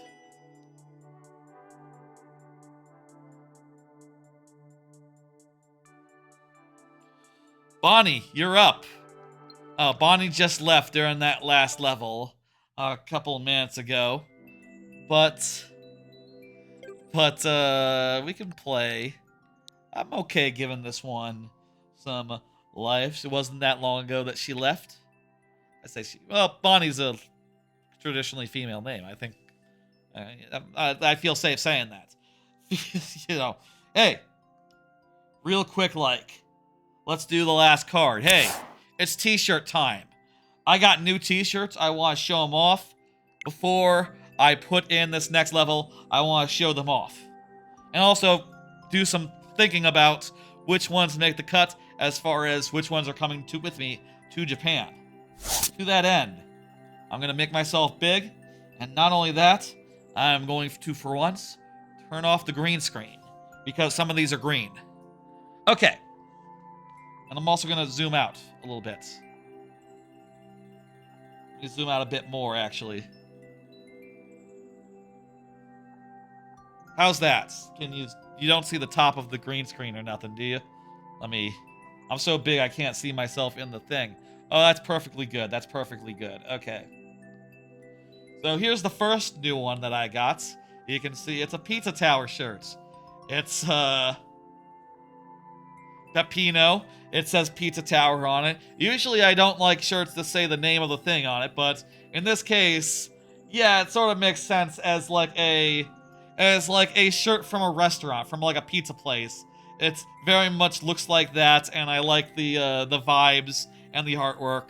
I think that one's quite nice. That's right, that is on Switch now.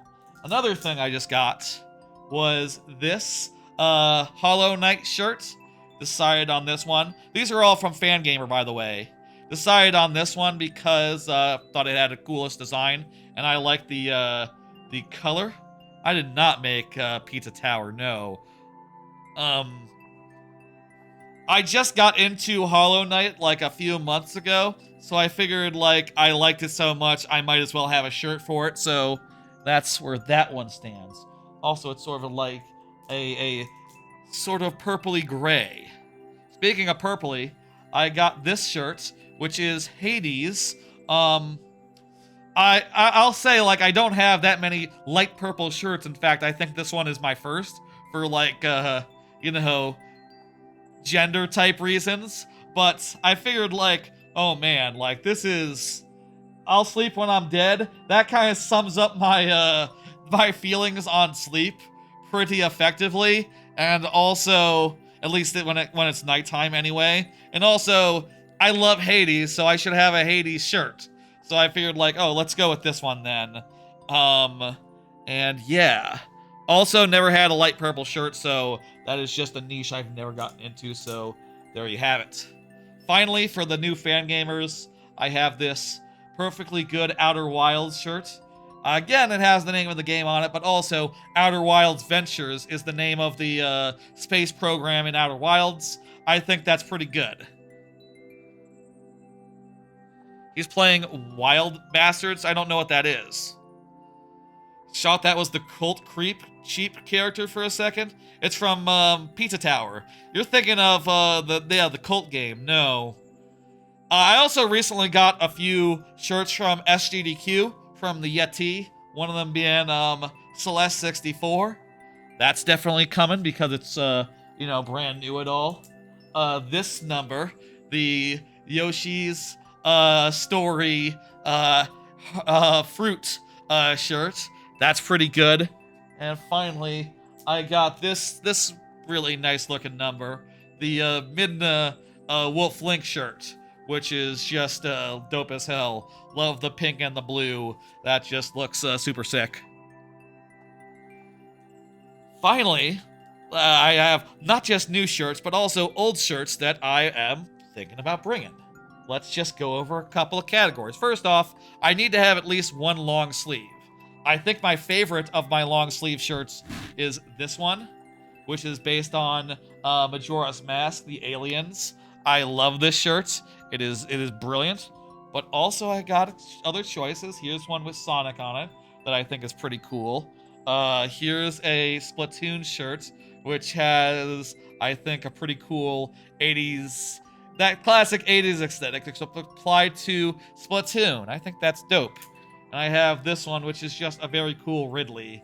And purple. I like purple. Dark purple is a good color. And I don't think I have a dark purple in the rest of the shirts, so I'm debating the purple and the green for like the long sleeve. Maybe I could bring two of them. Maybe I could bring the purple and the green. I don't know how much space I have to work with. We'll see how many long sleeve shirts I can justify. I am going to be in Sapporo for 2 days. I don't know how cold it's going to be there, though. The rest of the shirts are sort of categorized roughly by age. With the new shirts, I have 7, right? So we're kind of looking for 3 to 5. So I've gotten like 12 here, or not 12, 18 to narrow down from. First off, this lovely Mario 64 shirt. This is just fantastic looking. I really love this Wario shirt. It's gray as well, and that's a pretty unique color for the thing. It's going to be October for half the time I'm there, so I should probably have a Halloween shirt. And I think this Knuckles Pumpkin Mountain shirt, just Pumpkin Hill shirt, is just the best option for that. So I think Pumpkin Hill is coming. Really like this Metroid shirt, and it's orange, and that's a color that's not represented by any other shirts in the lineup. So I think that shirt has a pretty damn good chance. Speaking of pretty damn good chances, I love this Pikmin 4 shirt, the Glow Pikmin shirt. It's beautiful. I love the color, the light green color, neon green color. I think it might glow in the dark or something. I don't know if it was like that. I forget. But I think this one is also a really strong contender. The last 3 I've shown are kind of leading it, I think. And here's a Wario Waluigi shirt if I want to have Wario and Waluigi representation among the shirts. As far as slightly older shirts go. Slightly older, but still relatively new. I have here these shirts with the red hangers on them. I sort of roughly categorize shirts by hanger. The blue ones are the newest, the red ones are slightly older. There's a gray color, which is like slightly older, but also kind of fallen out of favor. That's a whole thing. Here, it's Banjo. I like Banjo. I don't think this one quite makes the cut. This is one of my favorite shirts. The geese, the goose shirts. I think I have too many blues right now. Too many light blue shirts. Not sure if the ones I've shown fall into that, but whatever. That's what I noticed when looking over the collection. Here's another Splatoon shirt that I think is quite nice. Would be perfectly good in Japan. If I'm looking for a green shirt, this is an olive green one with the boss on it. That's a pretty convincing argument. I feel like Japan would like this shirt that says "Enjoy Beef" on it. This is a shirt I feel like Japan might enjoy. It's from that game where the guys run around and there's cartoon physics. The multiplayer fighting game where you punch and it's all like limp and stuff. What's that called? It's called something. I think Double Fine had some hand in it, or it published it or something. I really like this Chrono Trigger shirt. That's all I gotta say about that one. And finally, I got a bunch of the oldest of the old shirts. Just some of my all-time favorites here. These ones are old. Some of them are like 10 years old, but they're goddamn classics. I love my Glover shirts. I definitely feel like Glover is a front runner to be in the lineup. I feel like if I wore this shirt to the Nintendo Museum, I would for sure be the first person to ever wear a Glover t-shirt to the Nintendo Museum. And I couldn't prove that, of course, but I'm gonna be there on day 3, so the odds gotta be in my favor, right? I think that's a front runner. I think for a red shirt, if it's not Enjoy Beef, a perfectly good Mario Maker shirt, I think is a lot of what I'm about. Feel like taking this one would be a no-brainer. This is like one of my favorite shirts of all time. I feel like I brought it on trips too many times, though. I feel like it needs a break. I'm just putting it in the lineup just because. Same with this one. I love this shirt. It's been on too many times. This one is a yellow shirt. That's pretty unique. Probably, I don't know if this makes the cut, but it is a very unique niche, and I love Paper Mario. And finally, there's a perfectly good green DKC shirt with all the animal buddies on it. This shirt is quite lovely. Great design, great color. And like, yeah, if I'm looking for like a green shirt to represent a color that I otherwise don't have, like that might be it right there on the ground. They're all on the ground now. Okay. Those are all the shirts. I think the 7 that are new gotta come. I think the 3 that are really new that I said were strong frontrunners, I think them. And I think like maybe 2 more. If I could squeeze in 2 more of these older ones, like the green and maybe the Mario Maker and the Glover. Like maybe those ones, I think, are what I'm leaning towards. There's so many good ones. There's so many good ones. Like that orange one with the Samus on it. That one's fucking great. Ooh. I got my work cut out for me. As I always do. I can only take so many shirts to Japan. We'll see how many. I'll see how many. I'll try packing tomorrow and start to get an idea of like, okay, I can take 12. I can take 10. I can take 14. Like, I'm gonna be there for 20 days, so I guess like 10 and reuse them once. It might be good enough. Let's turn back off that green screen. Let's turn back on that green screen and get to it. That was a t-shirt aside, I guess.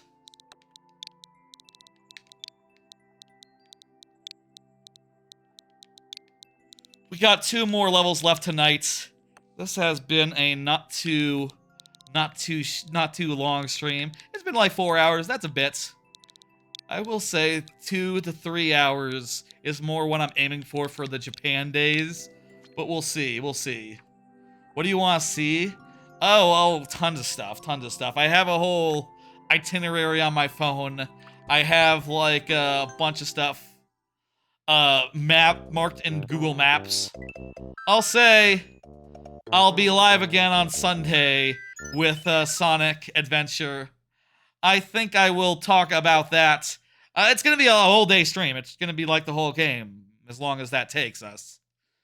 So we'll see like how. So I'll talk about that again on Sunday if you want to know like more specifics, and also there will be a stream like right after I land where I discuss. Where I discuss in detail the itinerary and things planned. I want to make like some sort of.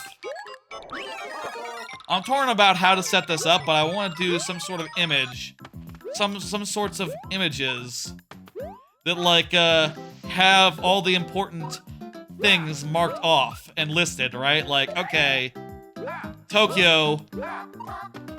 As far as big major things go, I'm going to see.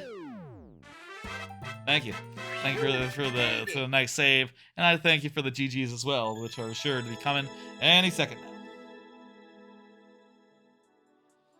I'm looking forward to. I'm gonna go out to Mount Takao. Oh, you mean related to the last comments? You pray for a Yoshi's Island style. Oh yeah, totally. That's the one I've always said. Yoshi's Island. Mario Wonder would be another one, and I don't know. Do another 3D game. I don't know which one. I feel like those two, Wonder and Yoshi's Island, would be good enough for me. I think that'd be the right combination too. I'll say broad strokes. In each of the locations, I'm going to go to a theme park one day, and that'll include Disney Sea, Universal Studios Japan, and Fuji-Q Highlands. That'll be exciting. Let me get the next one up. It's by Mr. Game Reaper, who just was chatting. Perfect. We'll be going to one theme park per week during that span. Also, have the Nintendo Museum lined up. Also, there'll be a Hakone, which will be really nice. We'll be staying in a fancy place. That'll be at the very end of the trip. A nice day in a traditional ryokan, and with a hot spring in the room, or at least you know, I guess it'll be more like a drawn bath using hot spring water. You know, I'm not sure like what that'll be like, but I feel like it's fine paying premium for one night at a very fancy place at the end of a 3-week trip. That'll be a nice thing to have in the room with me for that one night in Onsen Town, basically. So many things, so much stuff. I am real damn excited. Maybe get Wario as a boss. I don't see Wario being in Mario Maker other than he could be a playable character. Even that, you know, he's different enough where it doesn't really make sense, does it? You said the Super World. You want to see the Super World, right? You got it. I got all my shirts on the ground now, so when I put my feet down, it's shirts down there. That's a bit awkward, but whatever. Ooh. Wait, what? Why is this showing us? Oh, right, okay. I forgot to close the queue, by the way. It's fine, though. No one submitted when they shouldn't have done. My bad. It is fine. Don't mind.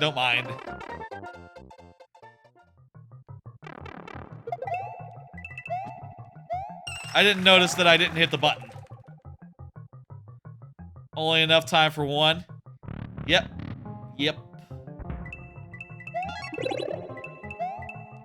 That was a cool way of making it so that not only does the question mark block do the on-off, but also it gets you a coin, which is essential for progression, it seems like. Interesting. By the time that we've gotten where it's going us...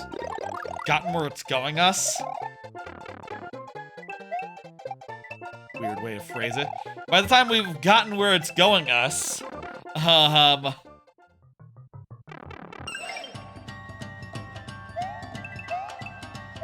By By the time it's gotten where it's going us, we'll have had a complete. We will being had. I'll speak normally in a normal. We will have the whole key at that point, just by the natural progression of things. Smooth. It'd be most smooth if it puts us back where we started, and we get to see the door. The final door is right next to the original start of the level or something. That would be a neat thing.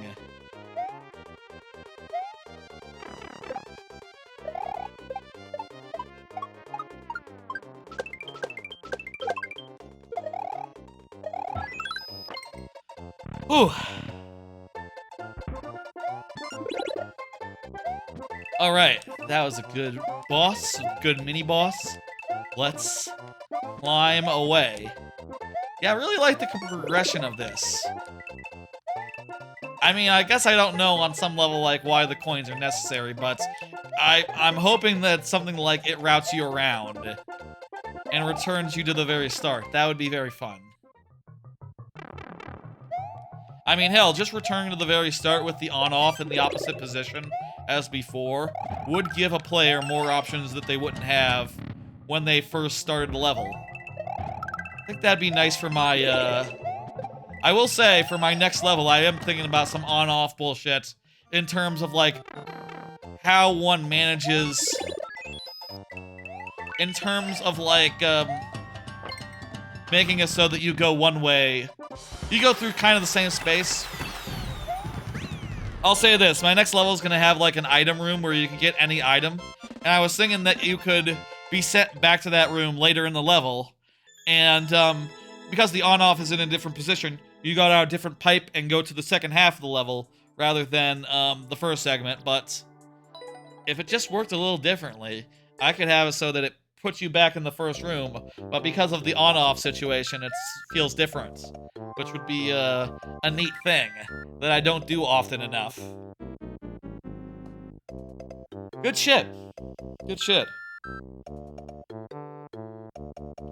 The queue is empty. We're done. That's gonna do it for tonight's viewer levels. All right. Let me see what's going on here. Let me go to the dashboard on my Twitch thing. All right. That was a nice stream. I am on the verge of leaving. This is, again, the last regular stream, regular viewer level stream that there's gonna be in like a month. Looking forward to the trip. We're just a week away now. I'm excited.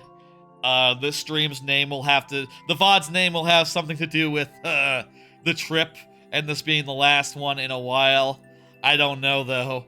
I'll figure out what it'll be later, I guess. It doesn't do to get caught up with that in the middle of the stream, even though I do often. It's a little meta. It's a little meta.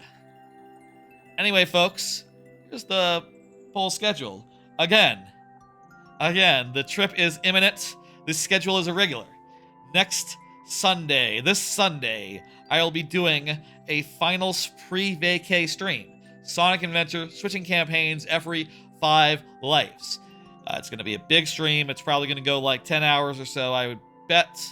We'll see if I finish it in those 10 hours or what, but looking forward to that either way. During the vacay, there should be weekly streams. The first one will be right after I land. And that'll just be like a, hey, I'm here, here's what I'm thinking I'm doing, here's my plans for each area, and I'll try to mix some images or something to, like, illustrate that somewhat. Here, you know, like an image that has, like, okay, here's everything that I want to do in Tokyo, with maybe some photos or something to help,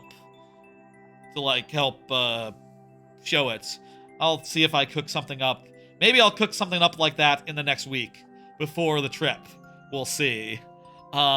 The rest of the streams will be viewer levels / Japan travelogue, with me going over the details of the trip, how things have been going, photos, things of that nature, in between y'all's levels. Look for that around 10 p.m. Japan time. That'll be Saturday morning if you're in the US, like 8 a.m. Central Time. Really excited for all that. Everything is coming up really quickly.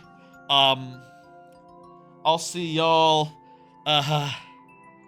I'll see y'all for Sunday stream, and then if you want to hang out during any of the Japan streams, I would love that. I would really appreciate that. I know it's at a different time than normal, and for American viewers, it might be a little more inconvenient than normal, but it is what it is. And I'm hoping that maybe we can some different people, maybe some morning people would like to drop by, and do a thing. Let me do a raid real nice and fast.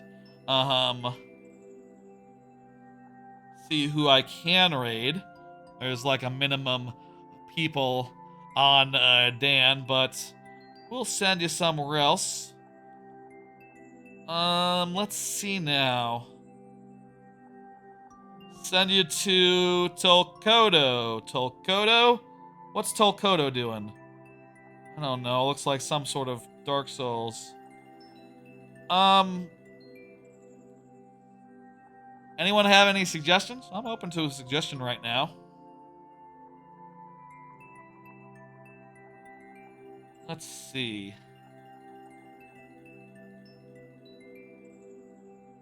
Not enough viewers, Trebucket, to do a raid on Dan. Not allowed.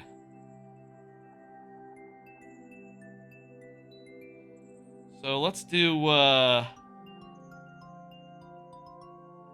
gotta decide quickly. That's what I'm gonna do. I'll send you over to... I'll send you over to Tolkodo. I don't know what Tolkodo is doing, but that's cool. Tolkodo works with Dan. Close enough. That's fine. They're on Blight Club together. I love Blight Club. Tolkodo is cool. I'll probably focus on what Dan's doing, but he's doing something. Okay, I'll see you on Sunday for the last big stream, the last stream of being here in America for the next until like mid-October, and look forward to all that Japan stuff after that. Bye, folks.